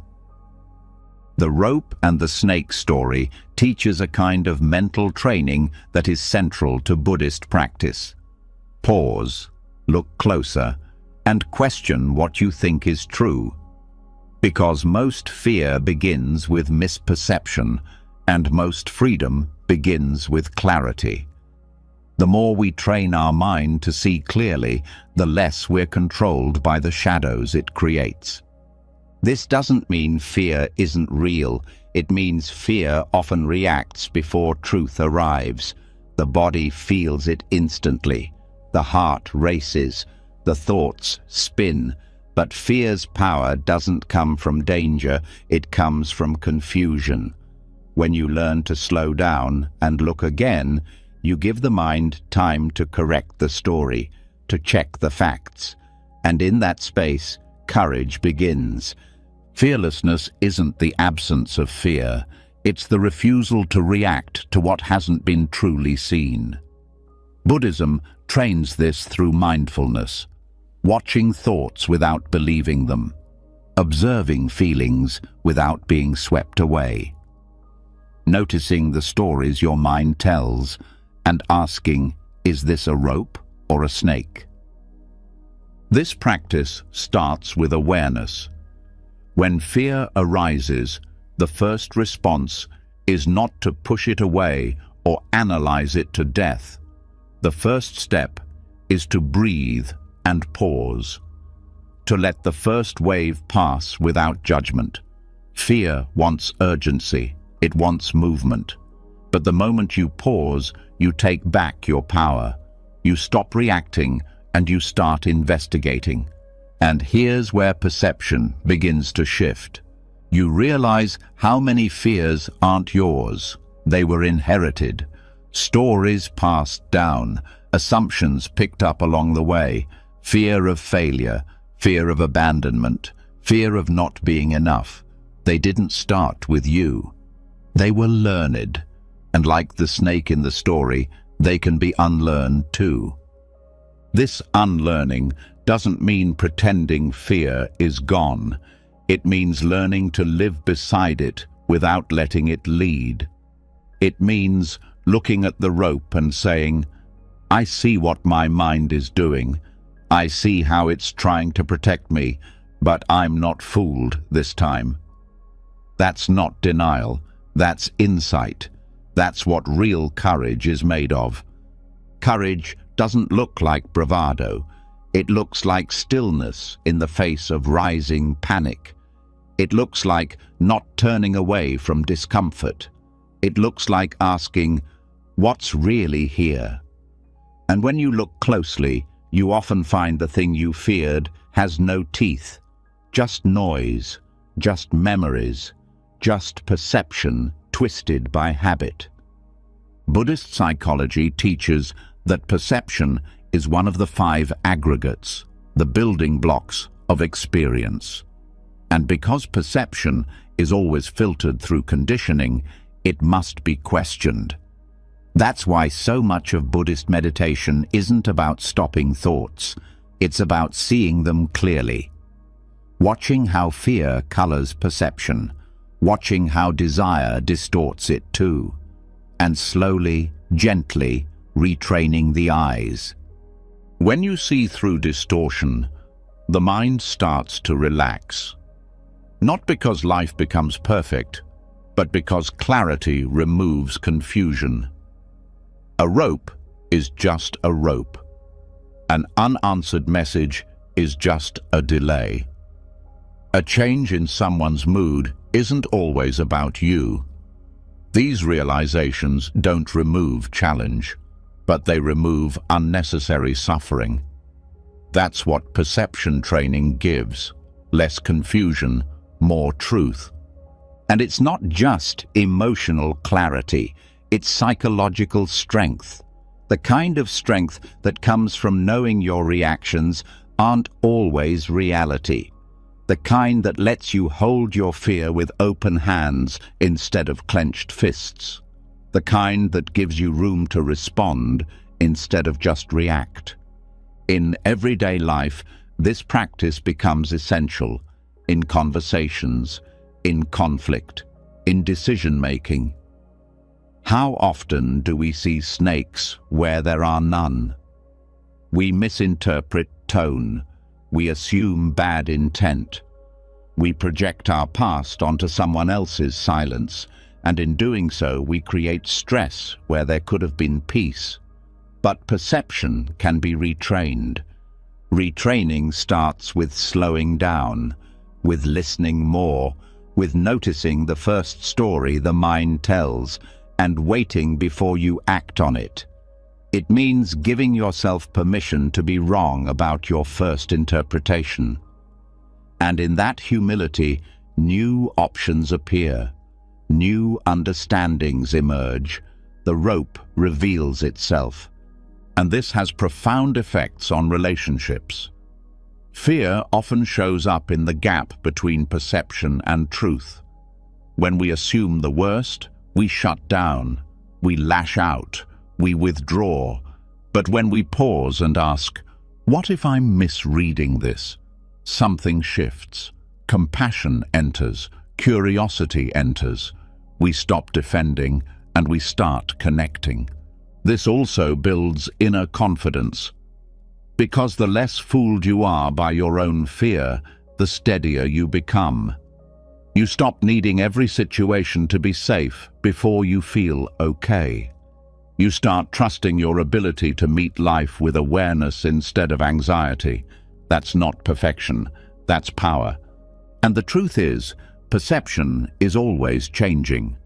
What you once feared becomes familiar. What once overwhelmed you becomes a lesson. The mind can adapt, but it needs guidance. Without awareness, it runs old scripts. With awareness, it updates. That's the work. Not to force perception into something ideal, but to align it closer to reality. The rope and the snake also teach presence, because distortion often lives in the future or the past. We see snakes not because they're here, but because something from before tells us to expect them. But the rope, it's right here, now, and when we stay present, the mind doesn't need to predict, it can just observe. And in observation, fear softens. This kind of clarity also allows for quicker recovery. Fear may still arise, triggers may still appear, but you catch them sooner, you come back faster, you don't spiral as long, and every time you return to truth, your strength grows. Quietly, steadily, like light returning after a storm. The Buddhist path isn't about becoming fearless in the sense of never feeling afraid. It's about developing the wisdom to know when fear is real and when it's just a rope. That wisdom is built in silence, in stillness, in patient investigation, and the more you build it, the more freedom you gain. Because freedom doesn't always look like joy. Sometimes it looks like not panicking. Sometimes it looks like staying steady when the old story starts playing again. Sometimes it looks like saying, I don't know if this is a rope or a snake yet, but I'll find out. And in that space, the mind opens, the breath returns, the reaction softens, and you get to choose your next step instead of being pulled by fear's first impulse. This is perception training, not to remove all fear, but to build the strength that keeps fear from driving, to become more honest with yourself, to stop confusing the first thought with the final truth, and to let each moment teach you how to see a little clearer than before. And once the rope is seen for what it is, once perception clears and fear loses its hold, a new question begins to rise from the quiet.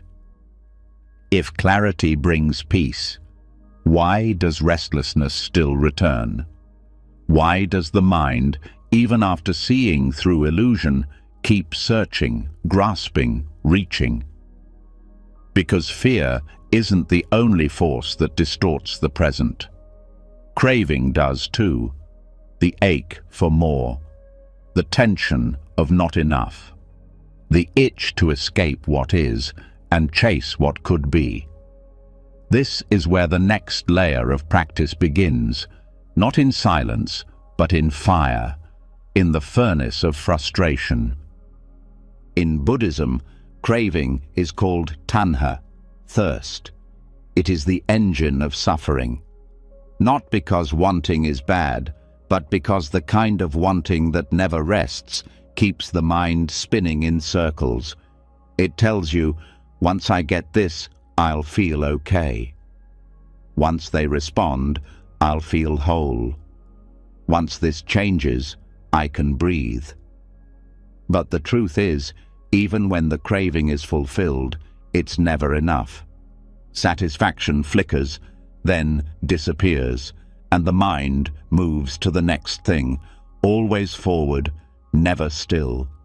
This craving isn't just about material things, it's psychological, emotional, craving for certainty, for recognition, for control, for a version of life that finally feels safe and finished. But life doesn't stop shifting. People don't stop changing. The body doesn't stop aging. And so the craving becomes permanent tension, never satisfied, never silent. But here's where Buddhism offers something radical. It doesn't tell you to hate your cravings. It tells you to study them, to use them, to turn the very fire of dissatisfaction into a training ground for strength. Because craving isn't the enemy, it's the teacher. If you meet it directly, if you stop running from it and start walking through it with awareness. This begins with mindfulness. The moment craving arises, you pause. You feel it, not just as thought, but as sensation. The way your chest tightens, the way your breathing changes, the way your focus narrows to that one thing you think you need. That's the start of the training, not in resisting with force, but in witnessing with precision, not acting out the craving, not indulging it automatically, but also not repressing it with shame. Just holding it, watching it, letting it show its full face without reacting. And in that space, something begins to shift. You start to see craving as movement, as energy, not as identity, not as instruction.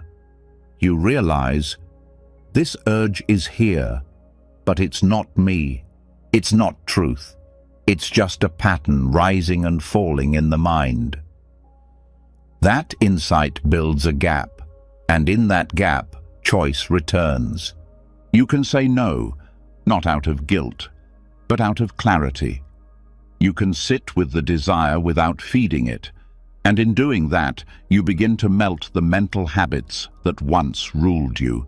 Every moment you don't give in is a moment of strength being built, not by force, but by patience. You become steady, spacious, unmoved by urges that used to control you, and the fire becomes useful, because it reveals where your attachments live. What you crave most intensely often shows you where your identity is tangled. The desire to be liked, to succeed, to be seen a certain way. These aren't random. They point to where the self is still clinging. And if you follow that thread mindfully, you can begin to untangle it. Craving is also a mirror.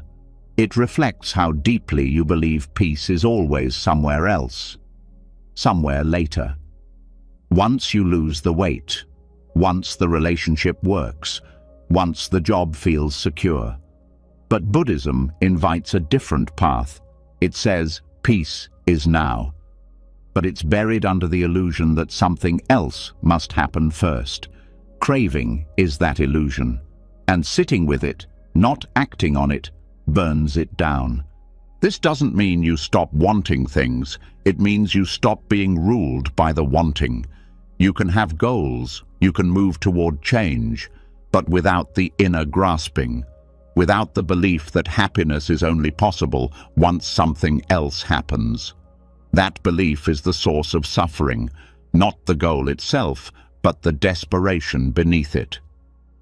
And craving isn't always loud. Sometimes it whispers. The subtle dissatisfaction with how your day went. The quiet resentment that things didn't feel as good as you hoped. The underlying tension of always needing to be somewhere else, someone else, doing something more. That's craving too, and it adds up. It wears down your presence, your patience, your ability to rest in the now. But the moment you catch it, mid-thought, mid-desire, mid-frustration, you can change the trajectory. You can soften the grip. You can return to the breath. And every time you do that, your discipline grows, not as punishment, but as strength built from clarity. You're not fighting the craving, you're seeing through it. And what you see is this: craving creates dissatisfaction not because it fails, but because it promises something it can't deliver. It promises permanent relief. But the mind that gets what it wants is the same mind that will want again. So Buddhism doesn't chase relief, it trains presence, so that peace isn't conditional, so that you're not dependent on the world matching your preferences to feel okay. This also shifts how you handle pain, because often craving arises as escape, wanting to feel different, to distract, to numb, to avoid. But when you learn to stay with discomfort, to not reach for the usual fix, you start to build a different kind of resilience, the kind that doesn't come from changing what you feel, but from being able to hold what you feel without breaking. And over time, this changes your nervous system, your stress response, your emotional patterns, because every time you sit with craving without reacting, you send the body a new message. I'm safe here. I can stay. I don't need to run. That message rewires everything. It builds a groundedness that no achievement or relationship can give, because it's not built on having, it's built on letting go. And this has ripple effects everywhere, in how you eat, how you scroll, how you speak, how you respond to irritation. Craving touches all of it, and so mindfulness must enter all of it, not to shame you, but to train you, to turn your ordinary habits into sacred ground. Every time you feel the pull toward what you don't need and pause instead, you plant a seed of strength, of freedom, of a mind that doesn't flinch, because frustration itself isn't failure, it's fuel.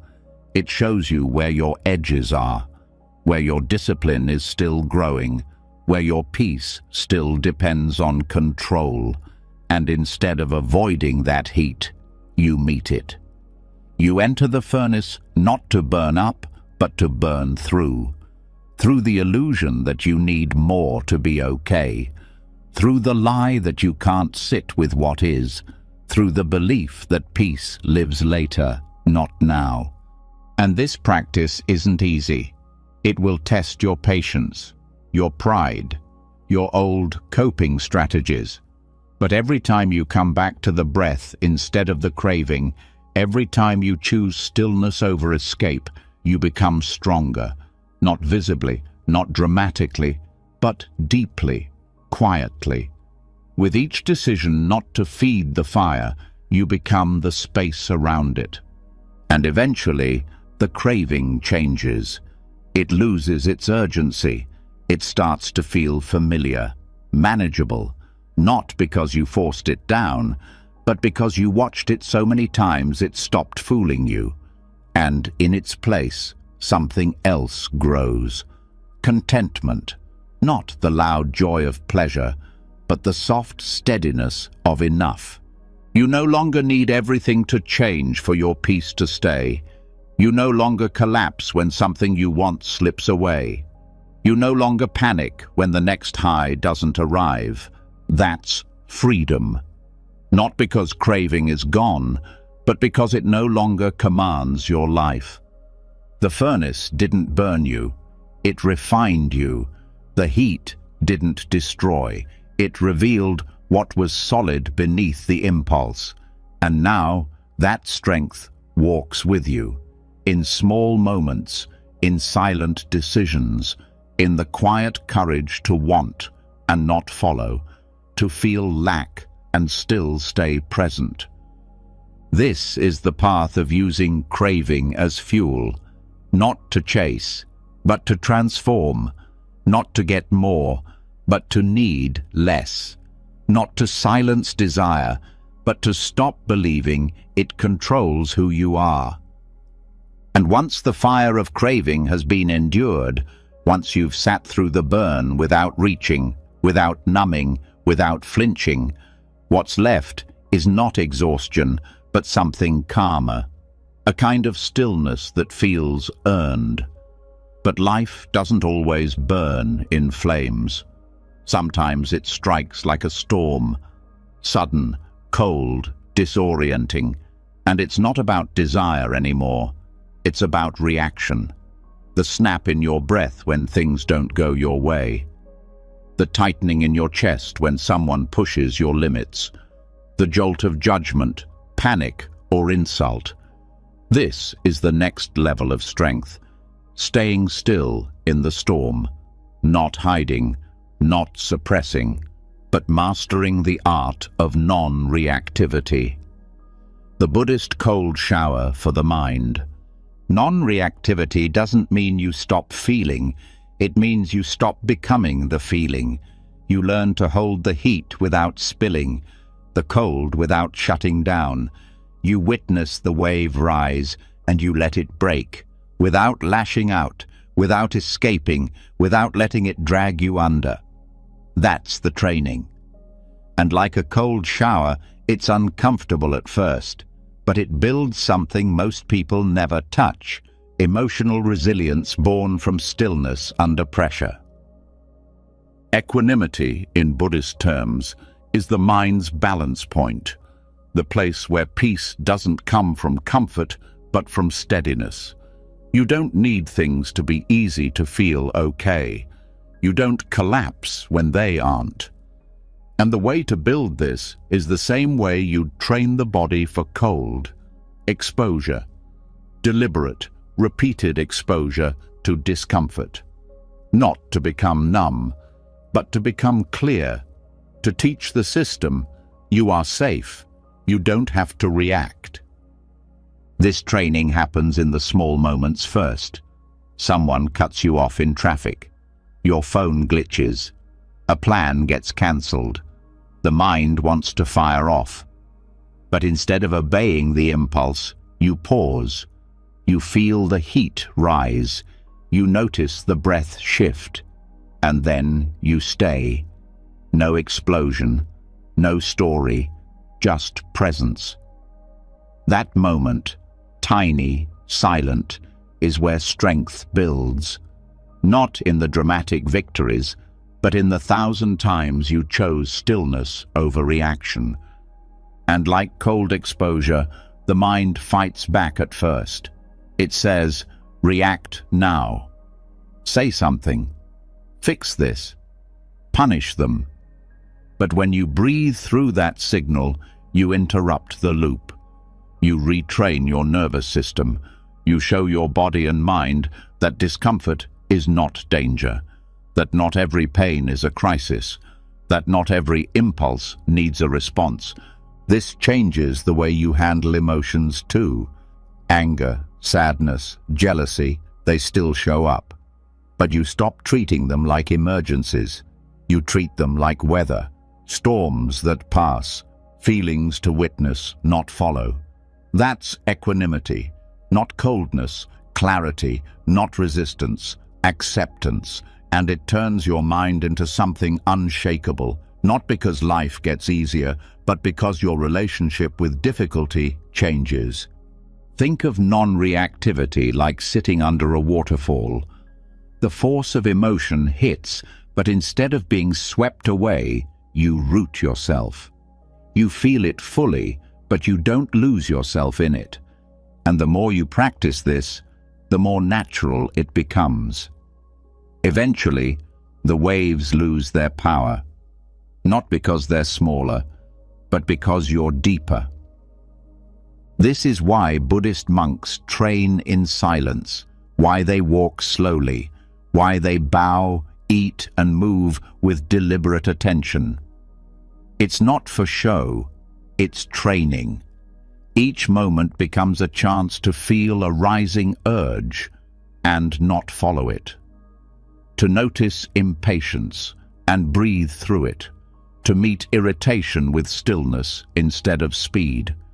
The outer calm reflects the inner one, built through repetition, not accident. And this training isn't limited to monasteries. It's for everywhere, in your work, your home, your relationships. Because the world will test your edges. People will misunderstand you. Events will shake your plans. Emotions will rise fast. But if you've built the capacity to pause, to feel without obeying, you stay steady. You become the calm in the room. This doesn't mean you tolerate injustice or swallow your voice.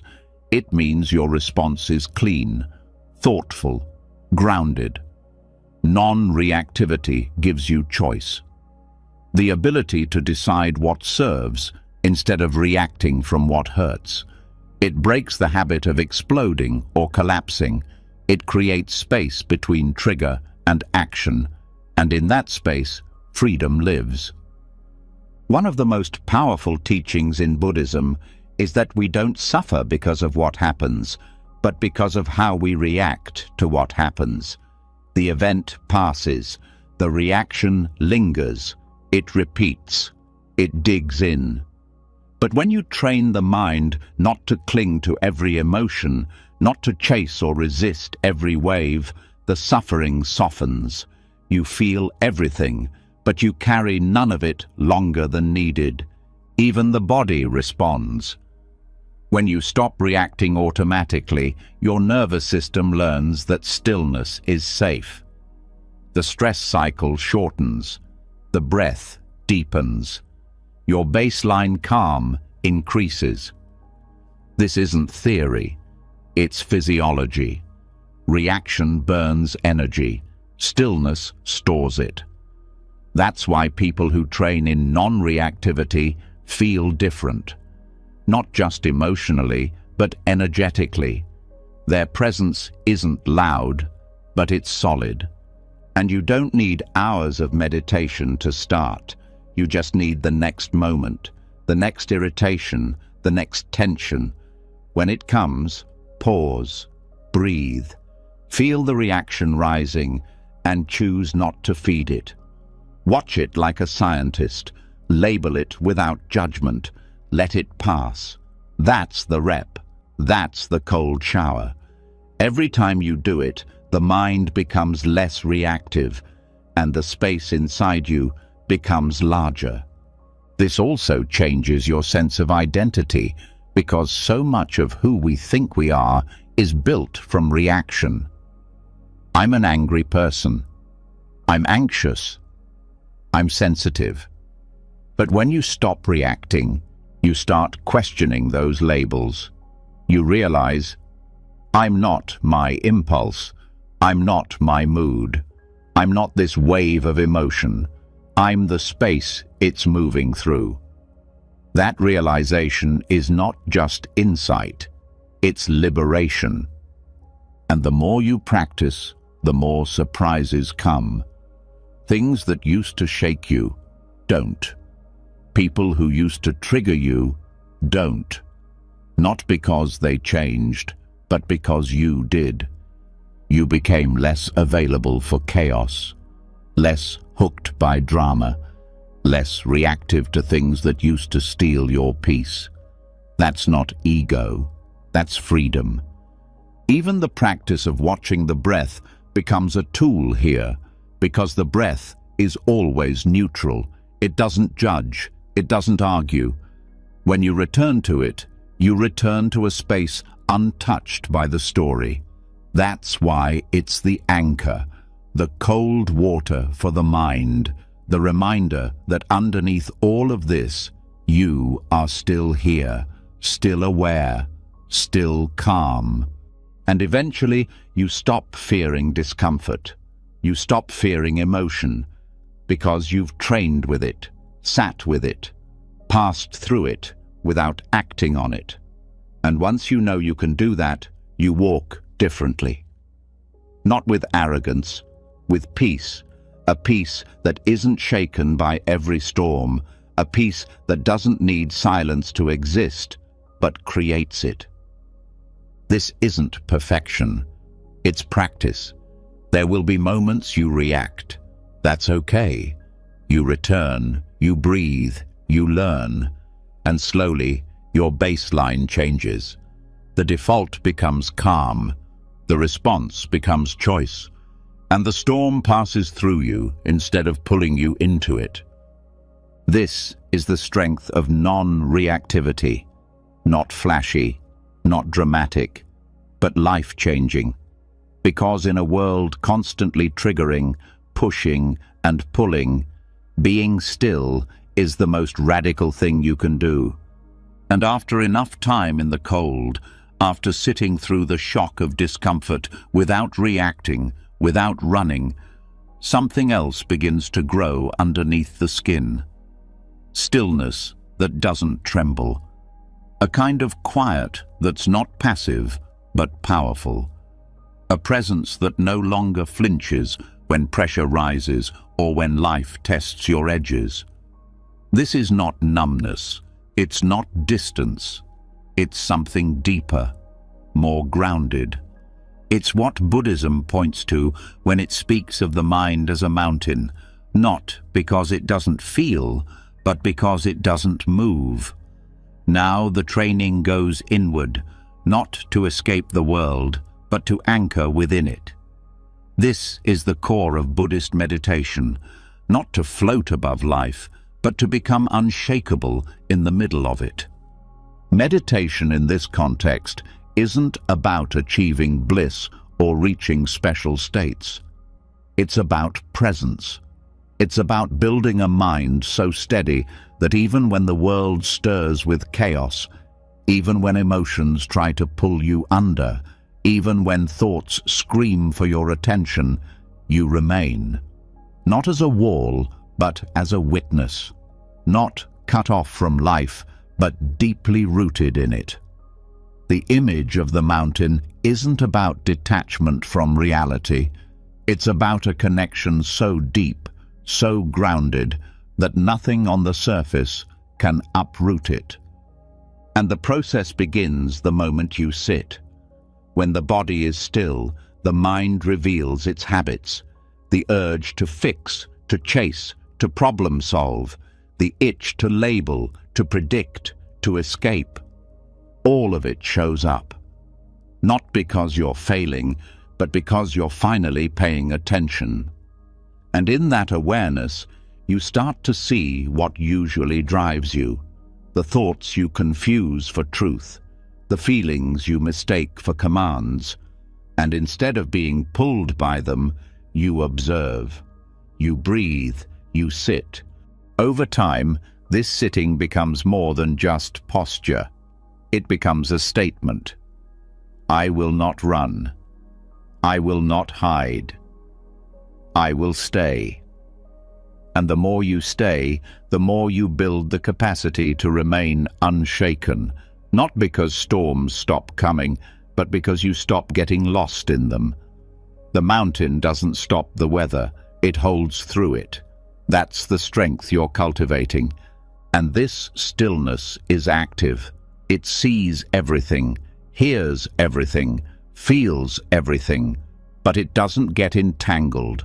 The mind becomes wide enough to hold pain without panic, spacious enough to hold joy without clinging, present enough to witness the full spectrum of life without collapsing into it.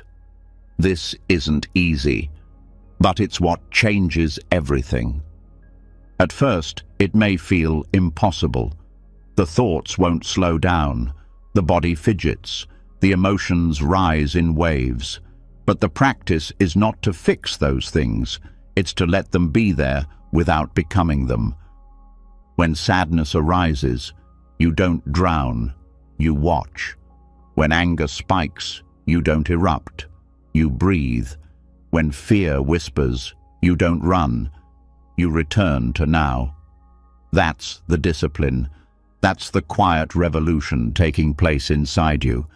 And this doesn't just affect your inner world, it transforms your outer one too, because the stronger your presence becomes, the less you react out of fear, the less you speak from insecurity, the less you fall into habits that hurt you.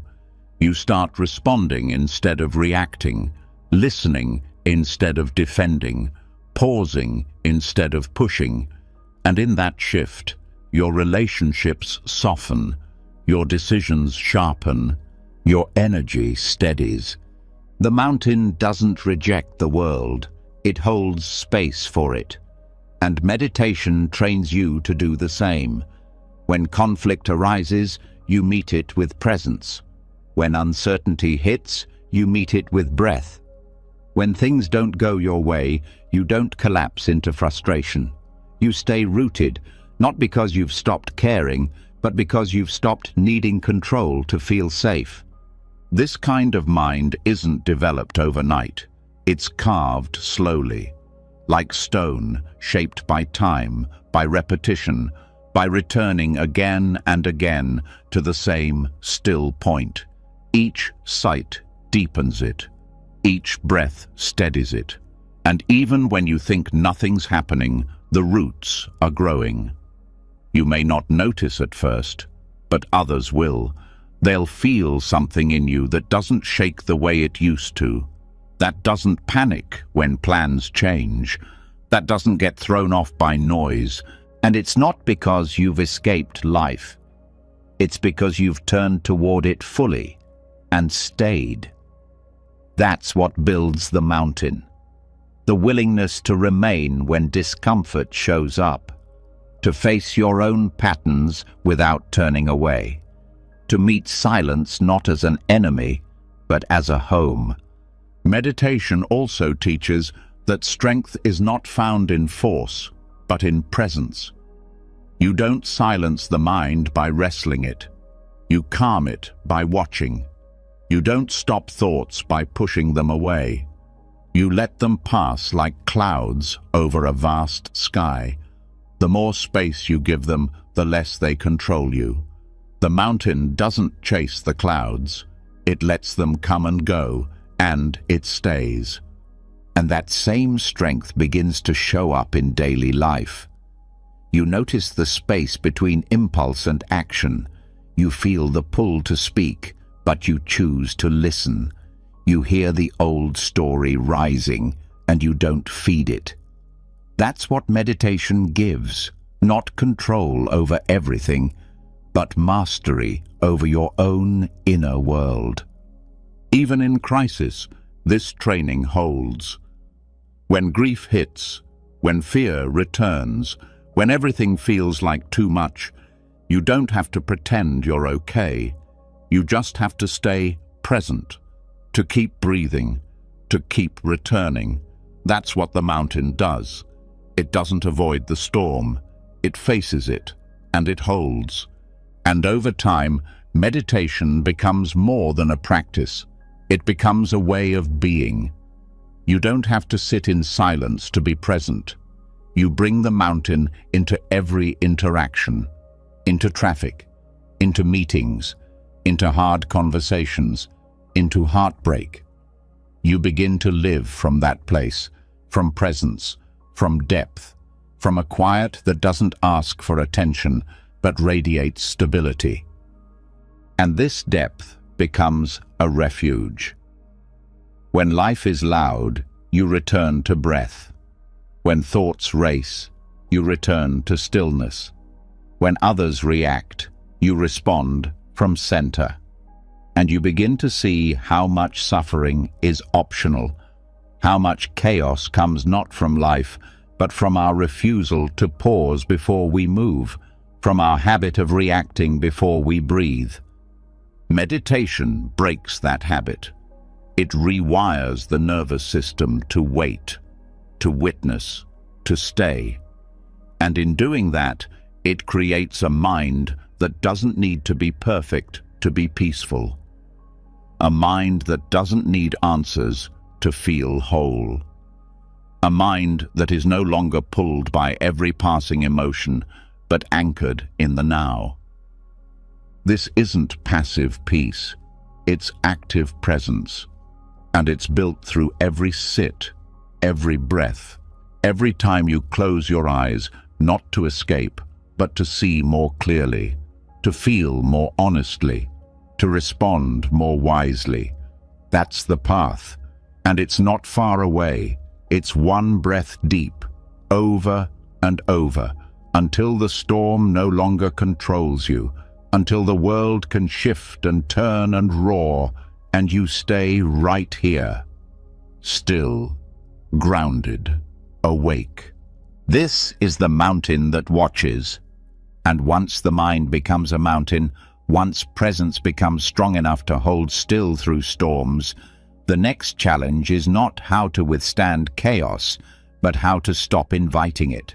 Because even when the world quiets, the noise inside doesn't always follow. It clings to stimulation, to options, to endless things that feel important. And slowly, silently, that noise steals the strength that was just built. This is where the deeper work begins, not by adding more, but by choosing less. Voluntary simplicity isn't just about a lifestyle, it's about mental freedom. It's the art of removing distractions, not to live with lack, but to make space for clarity, focus, and real peace. In Buddhist practice, simplicity is not deprivation, it's design. The monastic codes that guide monks and nuns aren't punishments, they're tools. Fewer belongings mean fewer decisions. Fewer decisions mean fewer mental loops. Less clutter outside equals less chaos inside. The whole system is built to reduce unnecessary friction, not because comfort is wrong, but because simplicity reveals what actually matters. What remains when the rest is stripped away isn't emptiness, it's strength. The mind is not naturally quiet. It pulls toward choice. It wants variety. It craves stimulation. But too much choice weakens resolve. Too many options split attention, and attention is power. Wherever it leaks, your energy follows. Simplicity trains that energy back into one place, this moment, this breath, this task. Not because it's trendy, but because divided focus is diluted living. And this isn't just about physical possessions. It's about commitments, habits, mental clutter. How many tabs are open in your mind right now? How much of your attention is held hostage by things you don't even care about deeply? Simplicity isn't about having nothing. It's about needing less, wanting less. And in that wanting less, building more space for stillness, for creativity, for connection. There's a reason monasteries look plain. It's not because beauty is denied, it's because distraction is. When your room is bare, the mind can't jump from object to object. It returns to the breath, to awareness. And this design spills into daily life. When you reduce the mental traffic, each moment becomes sharper. You stop multitasking. You stop checking out. You start living with full attention again. Voluntary simplicity also protects discipline, because when the world keeps offering you more, it takes strength to say no, to choose silence over scrolling, to choose rest over another obligation, to choose depth over novelty.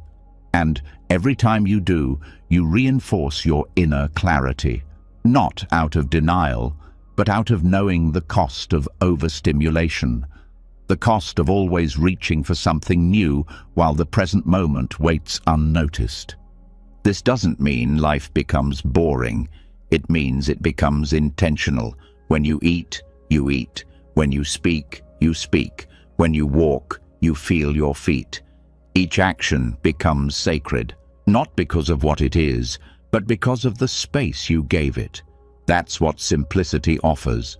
Not the removal of joy, but the return of presence to things you forgot were joyful.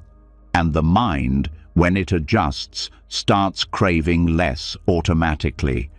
Once it experiences the peace of fewer distractions, it stops chasing stimulation as much. The nervous system recalibrates. The dopamine feedback loops slow down. You stop needing constant noise to feel alive. And in the quiet, you realize that most of what you thought you needed was only blocking you from seeing what was already here. In practice, this might mean owning fewer clothes, or saying no to more events, or leaving more space in your schedule, or deleting apps that steal your focus.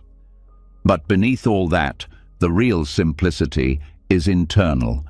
It's how many identities you carry, how many expectations, how many mental checklists you run every hour. When those drop, what remains is clean, focused, grounded. Even monks who live with almost nothing aren't practicing poverty. They're practicing freedom, because the less they have, the more attention they reclaim. And with that attention, they train, they serve, they reflect, they deepen. That's the core principle. Clear space equals clear mind, and a clear mind is unshakable. But in modern life, simplicity has to be chosen. No one hands it to you. The default is complexity, more notifications, more choices, more noise. Choosing less becomes an act of rebellion, not against the world, but for your own peace. And that choice doesn't have to be extreme.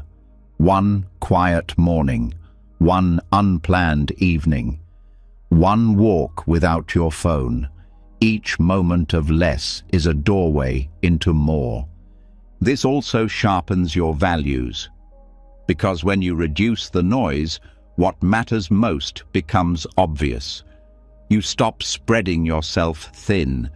You stop saying yes to things that don't align. Simplicity becomes a filter, not just for stuff, but for decisions. You ask, does this nourish or distract? Does this add to peace or pull me away from it? And that filter protects your energy like nothing else. And simplicity reveals another gift, contentment. Not the kind you force, the kind that arrives when there's space for it, when you're no longer comparing, no longer racing, no longer convincing yourself that happiness is one more thing away. In the space left by simplicity, gratitude grows. You start seeing the ordinary as beautiful again. You start noticing the sky, the breath, the texture of silence. This is also why monastic schedules are repetitive. The same meals, the same robes, the same rhythm. Because removing novelty doesn't kill joy. It deepens presence. Without chasing something new, the mind relaxes into what is, and what is becomes enough. In that enoughness, strength grows, not the strength of control, but the strength of not needing to control everything. And you don't have to become a monk to feel this. You just have to practice letting go of the extra, not with harshness, with wisdom. Look at your space, your habits, your mind. Ask what's useful and what's just noise. Ask what you'd keep if your peace was the goal, not your image, not your productivity, just your peace. And let the answers guide you. Maybe you stop checking the news 10 times a day. Maybe you stop chasing the perfect plan. Maybe you stop overcommitting out of guilt. Each time you remove something that scatters your mind, you reclaim a piece of your strength. The kind of strength that doesn't show up in busy schedules, but in grounded choices. And in relationships, simplicity softens things too. You stop needing people to perform.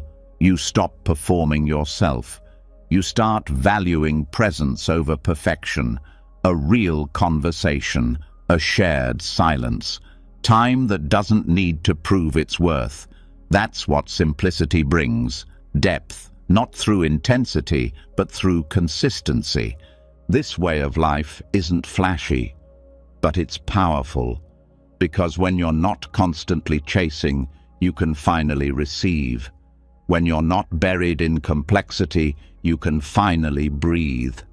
And when your mind isn't full of noise, you can finally hear the quiet truth underneath it all, that you don't need more to be whole. You just need space. And when the clutter is cleared, when life is trimmed down to its essence and the mind finally has room to breathe, something strange begins to happen. You stop needing to win every argument. You stop feeling the pull to prove yourself. The urge to react, to defend, to push back at every discomfort no longer feels necessary. Because simplicity hasn't just lightened your surroundings, it's softened the need for conflict. And now, the deeper lesson reveals itself. True strength isn't always shown by action, it's often shown by restraint. Buddhism calls this wisdom, the wisdom of knowing when not to fight. In a world that constantly tells you to speak up, fight back, be bold and always stand your ground, this idea might feel like weakness, but it isn't. Non-resistance, when done from awareness, not fear, is a power most never develop. Because anyone can react, anyone can shout, anyone can strike back when they feel threatened. But to pause, to assess, to choose peace over ego, that's control, that's mastery, that's strength disguised as stillness. This doesn't mean letting people walk over you. It doesn't mean avoiding confrontation out of fear.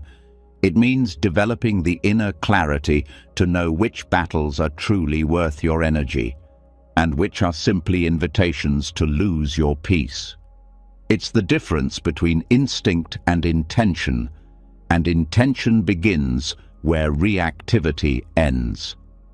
Buddhist teachings emphasize non-attachment, not only to objects or outcomes, but also to being right, to having the last word, to getting recognition. So many fights are just ego battles, trying to defend a self-image that's not even real. And when the identity loosens, so does the urge to protect it.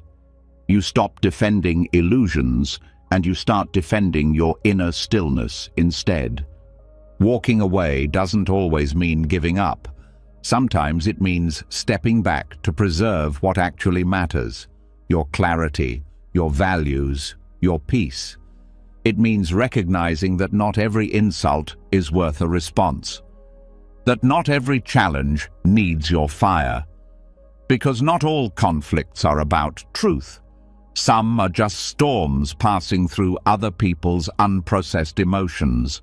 And jumping in doesn't make you strong, it makes you tangled. Knowing when not to fight also sharpens your vision. You start to see patterns, which arguments repeat, which dynamics drain, which situations only pull you further from the person you're training to become. And instead of diving into every emotional whirlpool, you stand at the edge, you breathe, you watch, you wait. And in that waiting, you choose your next move from awareness, not emotion. This is what the Buddha did again and again. When challenged, he often remained silent. Not because he didn't have answers, but because he understood the energy behind the question. Was it coming from genuine curiosity, or from the need to trap, to test, to provoke? He wasn't reactive, he was deliberate. He didn't lose power in silence, he owned it. And that's what this training gives you. The ability to hold your center when others lose theirs. The ability to walk away not with shame, but with strength. The ability to respond without being dragged into battles that leave everyone more broken than before. Even in relationships, this wisdom heals. Not every disagreement needs a verdict. Not every misunderstanding needs to be dissected. Sometimes the deeper strength is in choosing to stay quiet until the heart is calm, until the heat has passed, until the truth can be spoken without the need to win. This doesn't mean suppressing, it means choosing. Choosing the moment, choosing the tone, choosing whether the outcome is worth the emotional cost. And if it's not, choosing to let it go, not out of weakness, but because you're building a life that's not fueled by conflict. And this choice is subtle. It happens in real time, in the pause before you respond, in the silence after someone provokes you, in the breath you take before deciding whether to send that message, say that sentence, make that move. These small gaps are where strength is forged, because anyone can speak, but it takes depth to be silent with purpose. It also takes courage, because the ego hates silence. It feels like losing, it feels like shrinking, but it isn't. It's refinement. When you walk away with clarity, with dignity, with peace, you've already won. Because no argument is worth losing your presence for. No clash is worth shattering your stillness. That stillness took work. It took sitting with discomfort, unlearning old patterns, facing your shadows. Don't trade it for a moment of being right. There's a story in Zen of a monk who was insulted by a passerby. Instead of responding, he bowed gently and walked away. Later, another monk asked him why he didn't say anything. He replied, "If someone offers you a gift and you don't take it, who does it belong to?" That's the principle, not rejection, but non-participation. Let the energy stay where it started. Let the storm pass without opening your door to it. This kind of strength isn't recognized by the world often. It's quiet, invisible, but it builds something unshakable. You become the person who doesn't panic under pressure, who doesn't lash out when misunderstood, who doesn't crumble when others bring chaos. And slowly, people feel it. They stop expecting you to engage in every fire.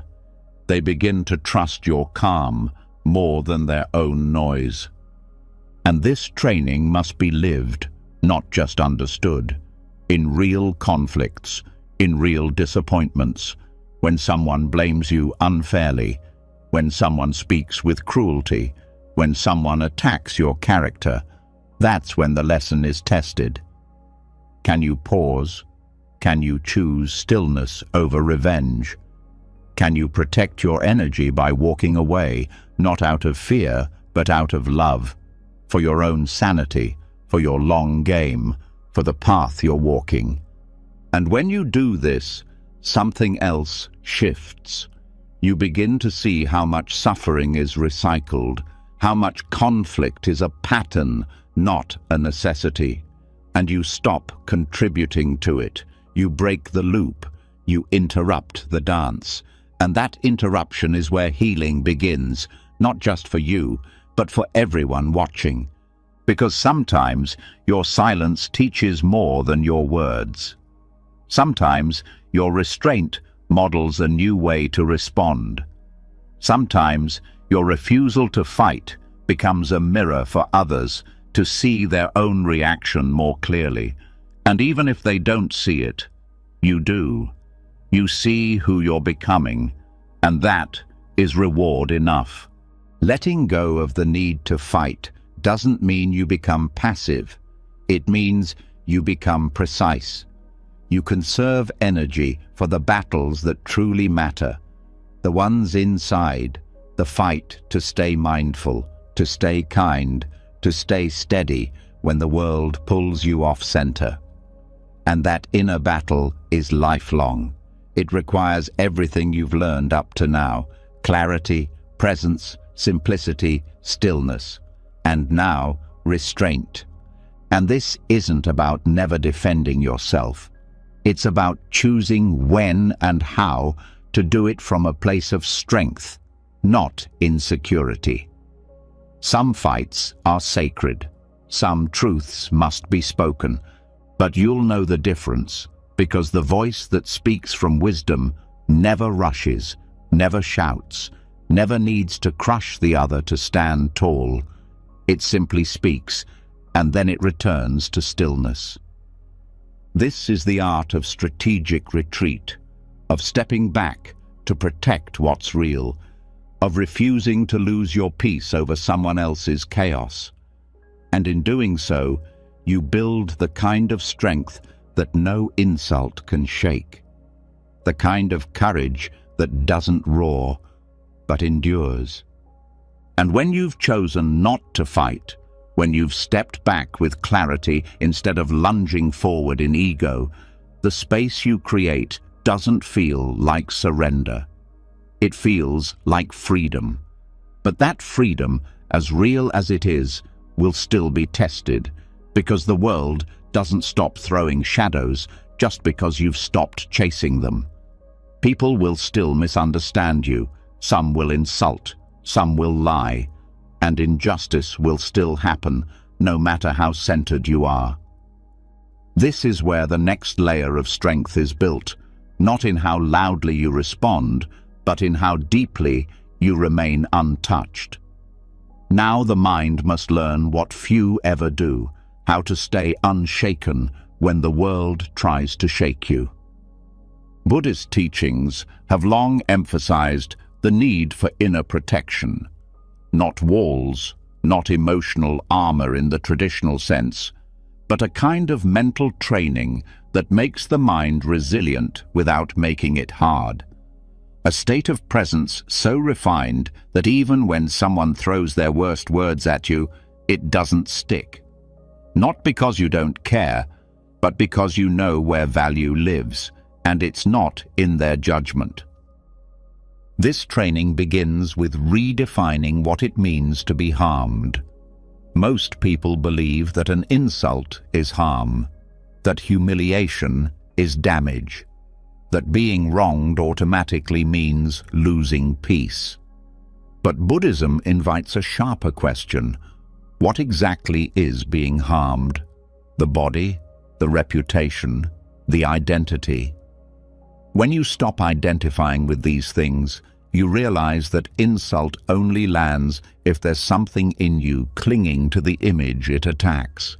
If someone calls you a name and you have no attachment to that identity, the word passes through you like wind through trees.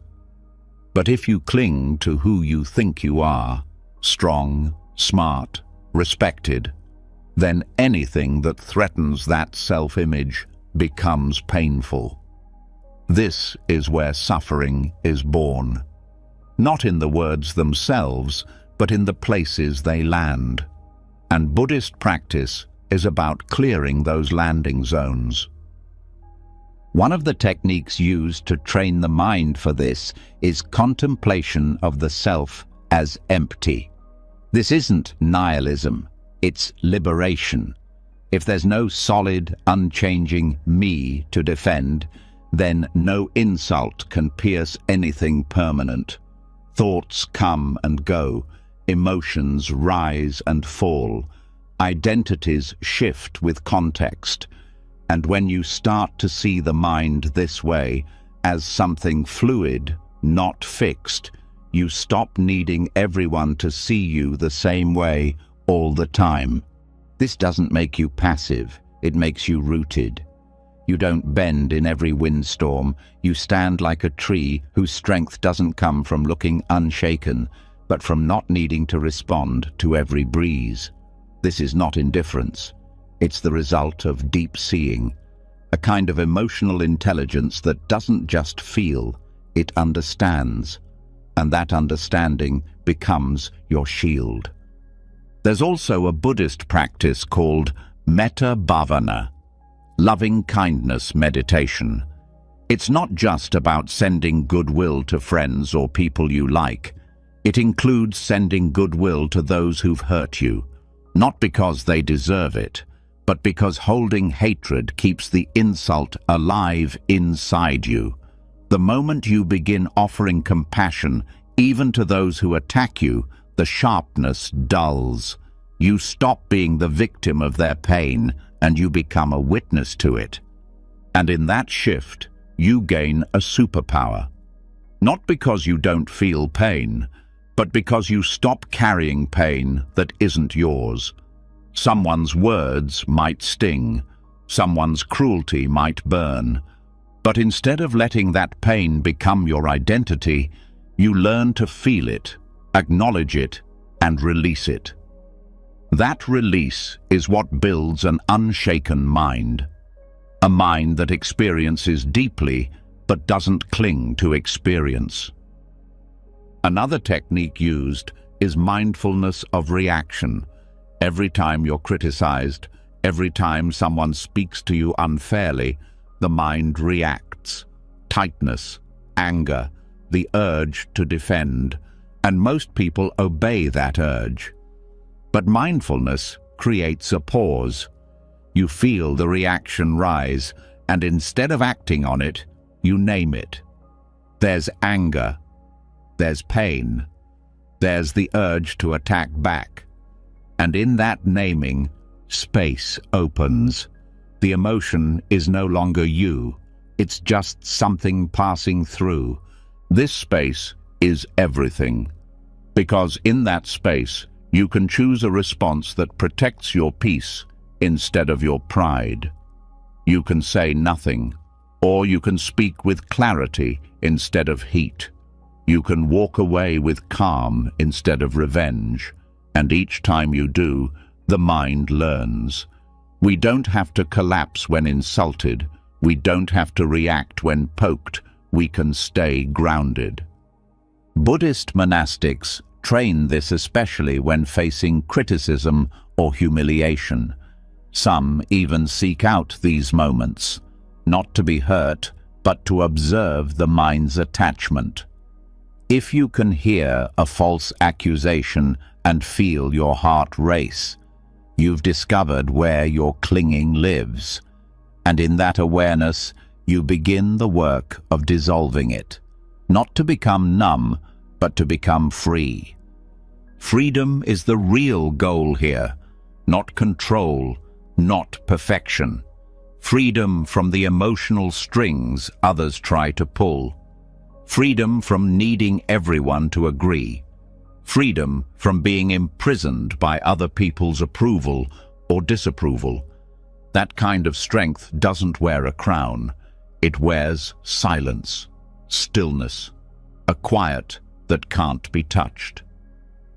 And even in the face of injustice, real injustice, this training holds.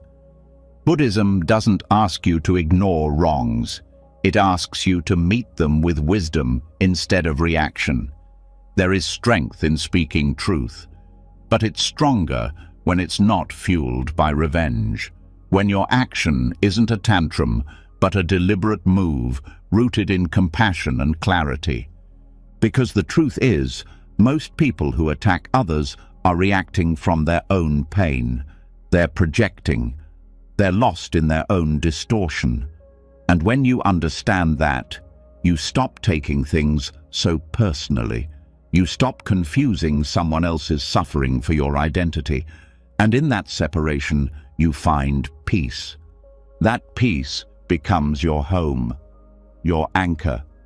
And when it's stable enough, the world can scream, and you can whisper back, "I don't need to absorb this."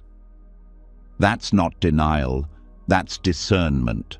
Knowing what to hold and what to release. Knowing which words matter and which ones are just echoes of someone else's storm. This also transforms how you talk to yourself, because the worst insults often come from within: the shame, the regret, the inner critic. And all the techniques you use to face outer attacks apply here too. You observe, you breathe, you notice the story, and you don't feed it. You return to presence, to what's real, to what's happening now, not what happened years ago, not what could have been, not what others think. Just now.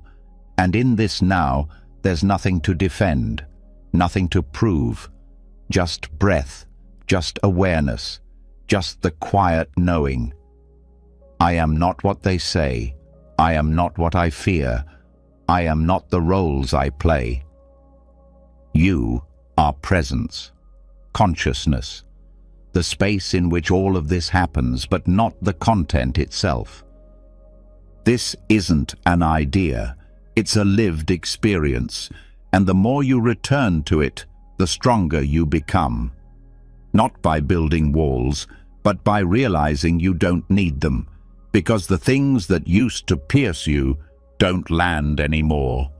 There's nowhere for them to stick. That's the unshaken mind. Not immune to pain, but no longer run by it. Not afraid of conflict, but no longer owned by it. Not desperate for peace, but radiating it from within. That's the kind of strength you carry quietly, the kind that can sit in a room full of chaos and remain untouched. Not because you're special, but because you've trained, and the training never ends. But every moment of awareness adds a layer of protection, not a wall, but a space, a clarity, a confidence that says, I know who I am, I know what I value, and no insult, no injustice, no moment of humiliation will take that away. This is not arrogance, it's alignment with what's true, with what's eternal, with the part of you that cannot be broken by words or warped by opinion. That's what you're building. And once the mind has been trained to remain unshaken, once insult, injustice, and humiliation lose their grip, there's something underneath that strength still waiting to be uncovered, a depth that goes beyond calm, beyond stillness, something radiant, not fragile like glass, not heavy like stone, but piercing, luminous, and unbreakable.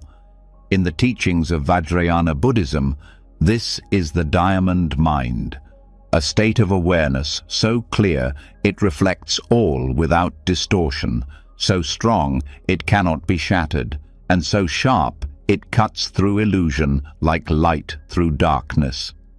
What you're about to enter now is a different dimension of practice, not just mental discipline, but energetic transformation. In Vajrayana, or Tibetan Buddhism, the diamond is not just a metaphor. It's a symbol of the indestructible nature of awakened mind. Called Vajra in Sanskrit, it represents clarity that doesn't blur, power that doesn't dominate, and presence that doesn't fade. The diamond mind is not built through logic or argument. It is forged through experience, through visualization, mantra, and tantric techniques designed to activate the deepest layers of consciousness. This path begins where most others stop, not with silence, but with sound, not with stillness alone, but with form and energy combined. Visualization practices in Vajrayana are not fantasy. They are sacred tools for reshaping the mind's inner landscape. You are not imagining for escape. You are invoking for transformation. Visualizing a deity is not about worship. It's about mirroring. Every quality you see in the deity, compassion, fearlessness, wisdom, is already within you. The practice is meant to awaken it. When a practitioner visualizes themselves as a bodhisattva or a wrathful deity, they are not pretending. They are training the nervous system to hold that energy, to become it. The symbols used, lotuses, flames, weapons, halos, are not decoration. They are precise tools for activating specific qualities in the mind. Every petal means something. Every color, every gesture, every sound has a purpose. They're like keys, unlocking doors most people never knew existed. And mantras, those ancient syllables repeated over and over, are not magic spells. They are vibrational anchors. Their repetition isn't about belief, it's about resonance. The sound of a mantra begins to shape the rhythms of the mind. It pulls thought patterns into alignment. It interrupts noise and installs clarity. Reciting a mantra isn't about escape, it's about return. Return to the deepest part of you that already knows how to stand in fire without burning. The diamond mind is not achieved by avoiding suffering. It's achieved by walking straight into it, with tools that protect you not by shielding you, but by transforming the way you relate to pain. Visualization does this by changing what the mind sees when difficulty arises. Instead of seeing yourself as a victim, as small, as overwhelmed, you see yourself as expansive, illuminated, empowered. You see the qualities of awakened mind already present. And through that seeing, you begin to live differently. In Vajrayana, even wrath has a place. Fierce deities with flaming hair and wild eyes are not images of rage. They are symbols of fierce compassion, the kind of power that cuts through delusion, not to destroy, but to liberate. When you face fear or ego with that energy inside you, you stop negotiating with doubt. You burn through it, not with violence, with clarity, with presence, with an unshakable connection to what cannot be broken. This practice is not casual. It requires preparation, a steady foundation of ethics, mindfulness, and discipline. Vajrayana does not skip the groundwork. It builds on it. And once that foundation is strong, the symbolic techniques deepen what's already there. They don't replace the basics. They unlock their full potential. The diamond mind is also trained in the body, not through tension, but through subtle awareness. Vajrayana includes practices like inner fire meditation, working with subtle energy channels in the body to generate clarity and warmth. The breath is visualized as light, the body as transparent. Emotions are met not just as sensations, but as flowing energy that can be redirected, not suppressed. You don't kill anger. You transform it into precision. You don't numb desire. You refine it into devotion. This is alchemy, not rejection, but transformation. And the strength that arises from this isn't loud. It's stable. When someone tries to shame you, the diamond mind sees the truth behind the words. When a situation turns chaotic, the diamond mind doesn't panic. It shines. When old fears surface, they are met not with collapse, but with presence that cuts through illusion, like a blade, like a beam, like a diamond catching light. This is also where duality begins to dissolve. In Vajrayana, the ordinary and the sacred are not separate. Your body is not an obstacle. It's a vehicle. Your breath is not mundane. It's a bridge. Your life, even in its messiest moments, is not a distraction from the path. It is the path. The mind doesn't have to become perfect to be indestructible. It just has to stop identifying with its distortions and start training its gaze on truth. Truth in this tradition is not just awareness of impermanence, it's direct realization of your own nature. The part of you that is not born and does not die, not as belief, but as felt experience. Vajrayana uses every tool available, sound, image, movement, imagination, to wake you up to that nature. And once it's seen, it cannot be unseen. That's what indestructibility means.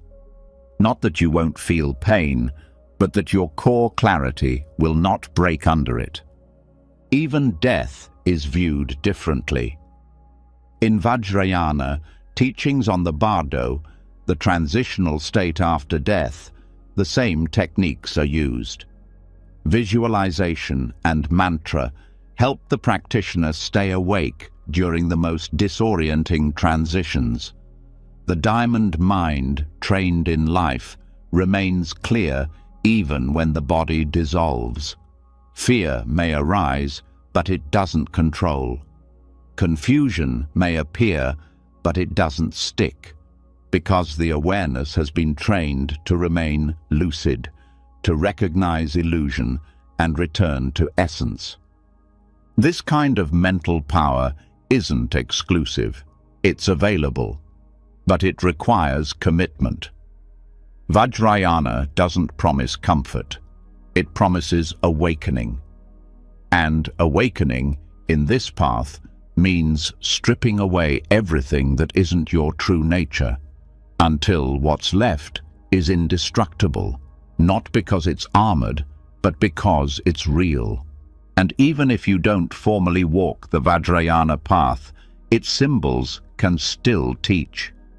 Ask yourself, what if your mind was clear like crystal, sharp like a blade, luminous like flame? How would you speak? How would you walk into your next challenge? How would you carry your pain, your joy, your silence? That is the diamond practice. Taking the symbolic and making it personal. Taking what is ancient and making it alive now. You don't need robes or rituals to start. You need focus. You need presence. You need the willingness to train, not just to cope, but to evolve. Not just to calm the mind, but to strengthen it. Not just to survive the world, but to meet it with clarity so radiant it cannot be dimmed. This is the strength of Vajrayana, not in force, not in distance, but in presence so whole, so awake, so unshakably luminous, that illusion has nowhere left to hide. And once the diamond mind is uncovered, once clarity becomes indestructible, once presence cuts through illusion, another truth begins to unfold, quieter than all the rest. It's the truth that nothing outside of you can measure the strength inside of you. No title, no possession, no praise. Because the deepest transformation doesn't happen when the world applauds. It happens in silence, in solitude, in the kind of struggle no one sees, the kind of growth that leaves no trophy behind, only awareness. This is the path most never talk about, the path of the inner pilgrimage. The outer world is loud with goals, careers to chase, status to gain, recognition to seek. But Buddhism shifts the direction of the journey. Progress is not about getting somewhere else. It's about going deeper into where you already are. It's about facing yourself, not as you want to be seen, but as you truly are, without filters, without stories. And in that seeing, building a presence that can hold anything without breaking. The inner pilgrimage isn't made of travel. It's made of stillness. Each step is an insight. Each challenge, a mirror. Each discomfort, a doorway. What looks like stillness on the outside is a storm of transformation inside. It's the moment you choose honesty over avoidance, silence over argument, reflection over reaction, and no one may notice, but you will, and that's where strength begins. In this kind of journey, milestones are invisible. There are no certificates for overcoming your own fear, no applause for forgiving someone who will never say sorry, no spotlight for sitting through a wave of sadness without needing to escape. But each of these moments is a step, and each step shapes a mind that no longer depends on validation to feel worthy. The Buddha himself walked a literal path, but the awakening didn't come from the miles. It came from the surrender, from the deep confrontation with suffering, illusion, impermanence. His journey outward led inward, and every teaching since points us in the same direction. Stop chasing the world, start facing your own mind. Because the truth is, most pain doesn't come from what's happening. It comes from how the mind relates to what's happening. The inner pilgrimage is the process of changing that relationship, learning to meet pain with compassion instead of resistance, to meet joy without clinging, to meet confusion with curiosity instead of fear. This journey requires no permission, no perfect conditions. You don't need to be in a temple. You don't need a teacher watching. It happens when you wake up and face the thoughts you don't want to think. When you sit quietly instead of distracting yourself, when you look honestly at your habits, your reactions, your cravings, and instead of judging, you stay, you watch, you learn. And that learning is real progress, because each insight, each small shift in perception, builds a mind that is less shaken by the outside world. You don't get there in a straight line. You circle back. You revisit old patterns with new eyes. You fall down and get up, not because someone told you to, but because you've seen that standing is its own reward. Even your darkest moments become steps on this path, times when everything fell apart, when you were forced to let go, when silence was all that was left. These moments don't set you back. They deepen you. They crack the surface and expose something truer underneath. Pain becomes teacher. Loss becomes mirror. Confusion becomes fuel. The inner pilgrimage teaches you that strength isn't about getting through life untouched. It's about letting life touch you deeply without losing who you are. It's about staying present even when it hurts, even when nothing makes sense, especially then, because that's when transformation happens, not in the comfort, but in the surrender. And as you walk this path, something unexpected starts to happen. The things that used to define you begin to fade. The roles, the labels, the expectations. You don't need them as much. You start measuring progress in terms of peace, not performance.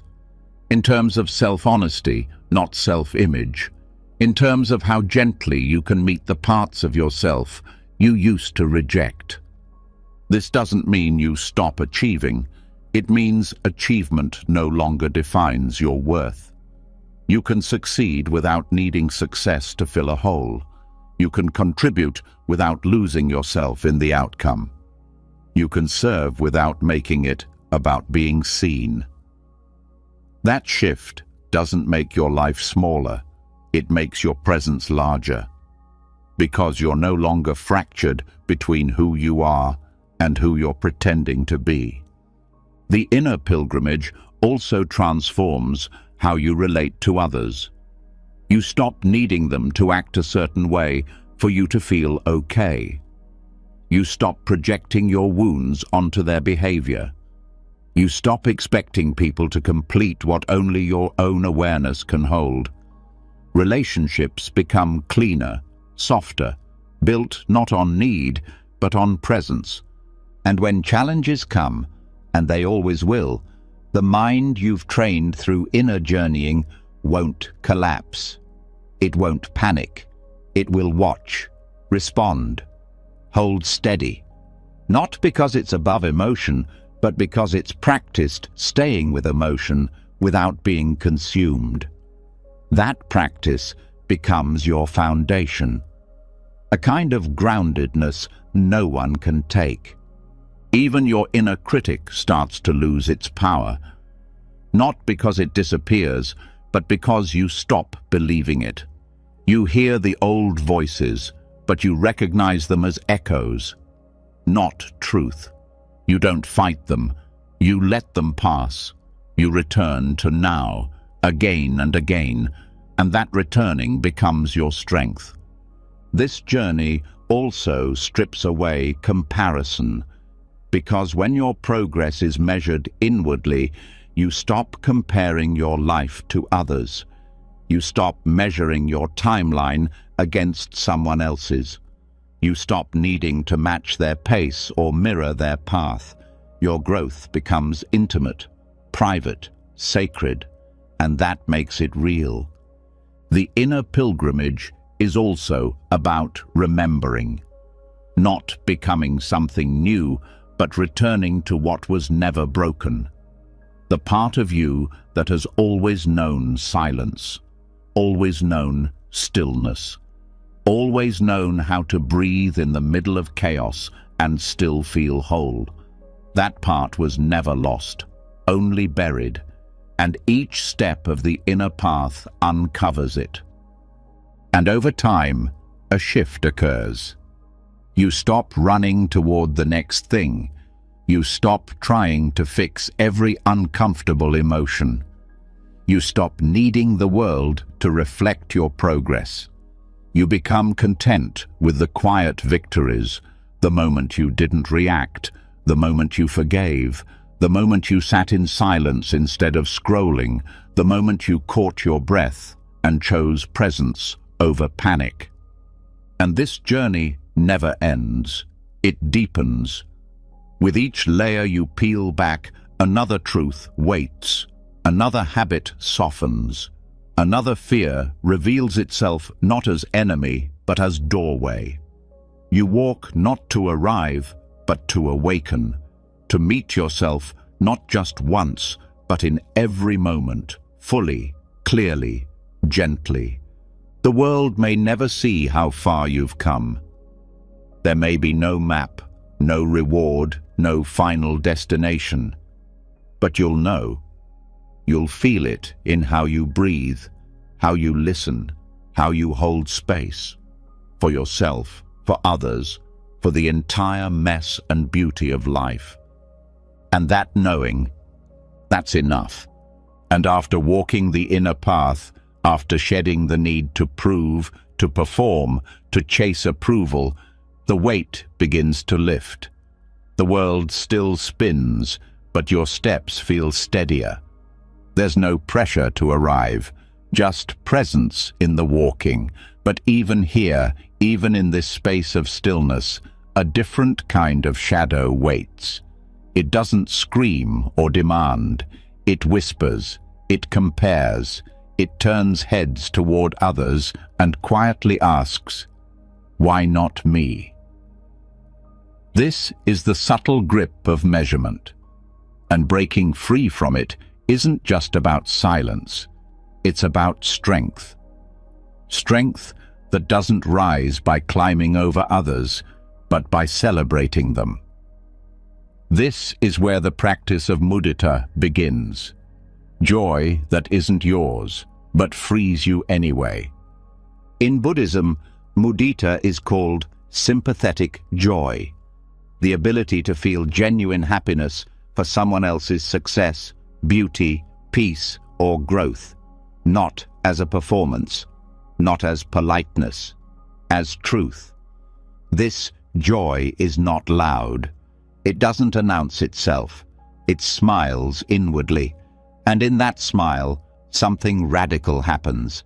The engine of comparison starts to shut down. Most minds are conditioned to measure. How much am I doing compared to them? How far have I come? What do I lack that they have? These questions may not be spoken out loud, but they shape the nervous system. They plant dissatisfaction, even in moments of abundance. Comparison tightens the breath. It blinds the eyes. You could have everything you once prayed for and still feel behind if your gaze is always tilted toward someone else. But mudita flips that script. It trains the mind to find joy in the success of others, not because you get something from it, not because it's expected, but because joy is expansive, because celebrating someone else doesn't take away from you, it actually gives back. Every moment of jealousy contracts the heart. Every moment of sympathetic joy opens it. This doesn't mean you pretend. You don't force joy when there's pain. You don't deny your feelings. You include them. But you also investigate them. You ask, why does this person's light dim mine? Why does their joy feel like a threat? And when you sit with that honestly, you see that it never was about them. It was about the internal belief that worth is limited, that success is a race, that love is a spotlight only one person can stand in at a time. But Buddhist practice teaches something different. That value isn't based on ranking, that peace isn't built through competition, that the more you can celebrate others, the more free you become. Because the deeper truth is this: someone else's beauty doesn't erase your own. Someone else's growth doesn't slow yours. Life is not a ladder, it's a field, and there's room to bloom in all directions. The mind might resist this at first. It will say, if they win, I lose. If they're praised, I'm forgotten. These thoughts are habits, not facts, and they come from a scarcity mindset, a belief that love, worth, success are resources that run out. But they don't. The more you give, the more you expand. The more you celebrate, the more you soften.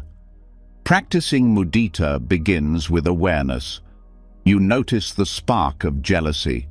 You don't judge it, you sit with it, and then you breathe into it. You ask, can I soften here? Can I feel happy for them, even a little, even if part of me still aches? That honesty is the doorway, because the point is not perfection, it's transformation. And when you practice mudita consistently, something else happens. You stop keeping score. You stop counting likes, comparing milestones, measuring timelines.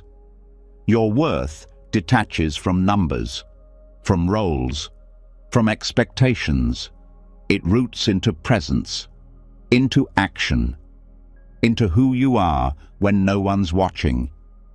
This is how quiet confidence is built, not the kind that needs applause, the kind that sits in a room full of successful people and feels no need to shrink or compete, the kind that says, I'm glad for you, and means it.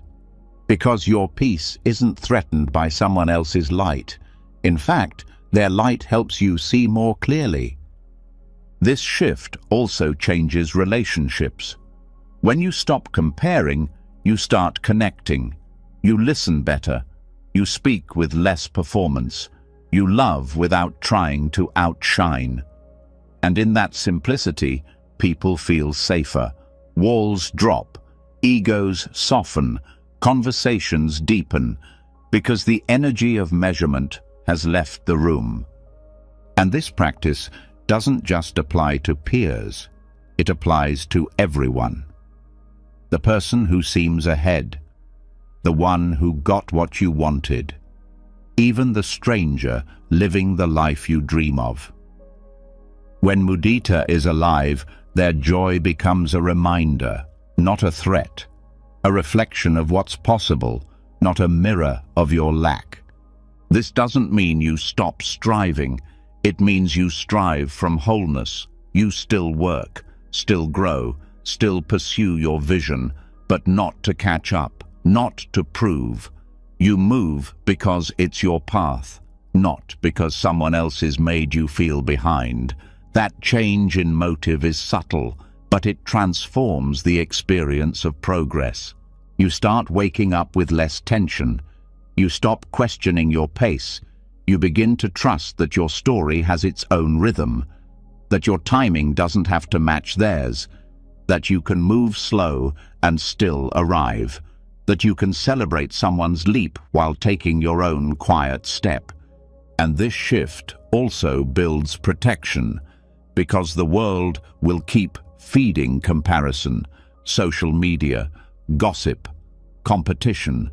But when you've trained in mudita, those triggers don't stick the same way. You scroll, and instead of tension, you feel joy. You hear someone's good news, and your heart opens instead of tightens. That's not weakness. That's power. The kind of power that doesn't need to be loud to be real. And over time, this joy for others starts to reflect inward. You stop comparing yourself to old versions of you. You stop punishing yourself for not being further along. You begin to trust the unfolding. Not because it's perfect, but because it's yours. You stop needing to borrow someone else's journey to validate your own. This is the fruit of mudita. Not just kindness, not just love, freedom from envy, from insecurity, from the endless itch of not enough. You don't have to keep proving anything. You just keep showing up with presence, with peace, with a heart that stays open even when the world tempts it to close. And when setbacks happen, as they always do, the mind trained in mudita recovers faster, because it's not tied to ranking. It doesn't see failure as falling behind. It sees it as part of the path, part of the unfolding, and it rests there, without shame, without urgency, just awareness, just breath. This kind of mind cannot be manipulated. It doesn't chase false status. It doesn't collapse under criticism. It stands, not on a pedestal, but on groundedness, on the deep knowing that value is not a trophy. It's your ability to live in alignment with truth, with care, with presence. So when others shine, let them. When others win, cheer for them. When others grow, grow with them. Not as competition, as companions. There is no race. There is only the unfolding, the breath, the next kind word, the next honest step. That's where strength lives now. You've just walked through the quiet storm of the self. You've stood in the fire of craving without reaching. You've watched the rope turn back into a rope. You've felt the cold surge of non-reactivity, stood unmoved like a mountain, and tasted the sharp edge of the diamond mind. You've stepped off the map and into the silence where real strength grows, not from applause, not from comparison, not from control, but from presence. This wasn't a lesson in pretending to be calm. It was a journey through the cracks, the shadows, the forgotten corners of your own mind. You've learned that gentleness is not weakness, it's resilience without sharp edges. That surrender isn't giving up, it's giving space. That simplicity isn't less, it's power refined. That silence doesn't mean absence, it means control that doesn't shout. That strength isn't something to show, it's something you become. Now the noise of the world may return, the chaos, the pressure, the comparisons. But something inside you has changed. You'll feel it when someone tests your patience and you breathe instead of break. You'll feel it when jealousy knocks and you open the door with joy. You'll feel it when things fall apart and you remain seated in the middle of it all, grounded, still, present. That is inner strength. Not built in the gym, not built in the spotlight, built in the unseen hours, built in stillness, built in surrender, built in the way you choose to meet this very moment and the next. If this journey moved something in you, if a single insight landed and stayed, leave a comment and let us know which moment hit the deepest. Your words might help someone else wake up too. And if you want to keep building this kind of strength, real, quiet, unshakable strength, subscribe to the channel and hit the bell. There's more waiting, and we'll walk it together. Sleep well, grow strong, and stay soft where it counts.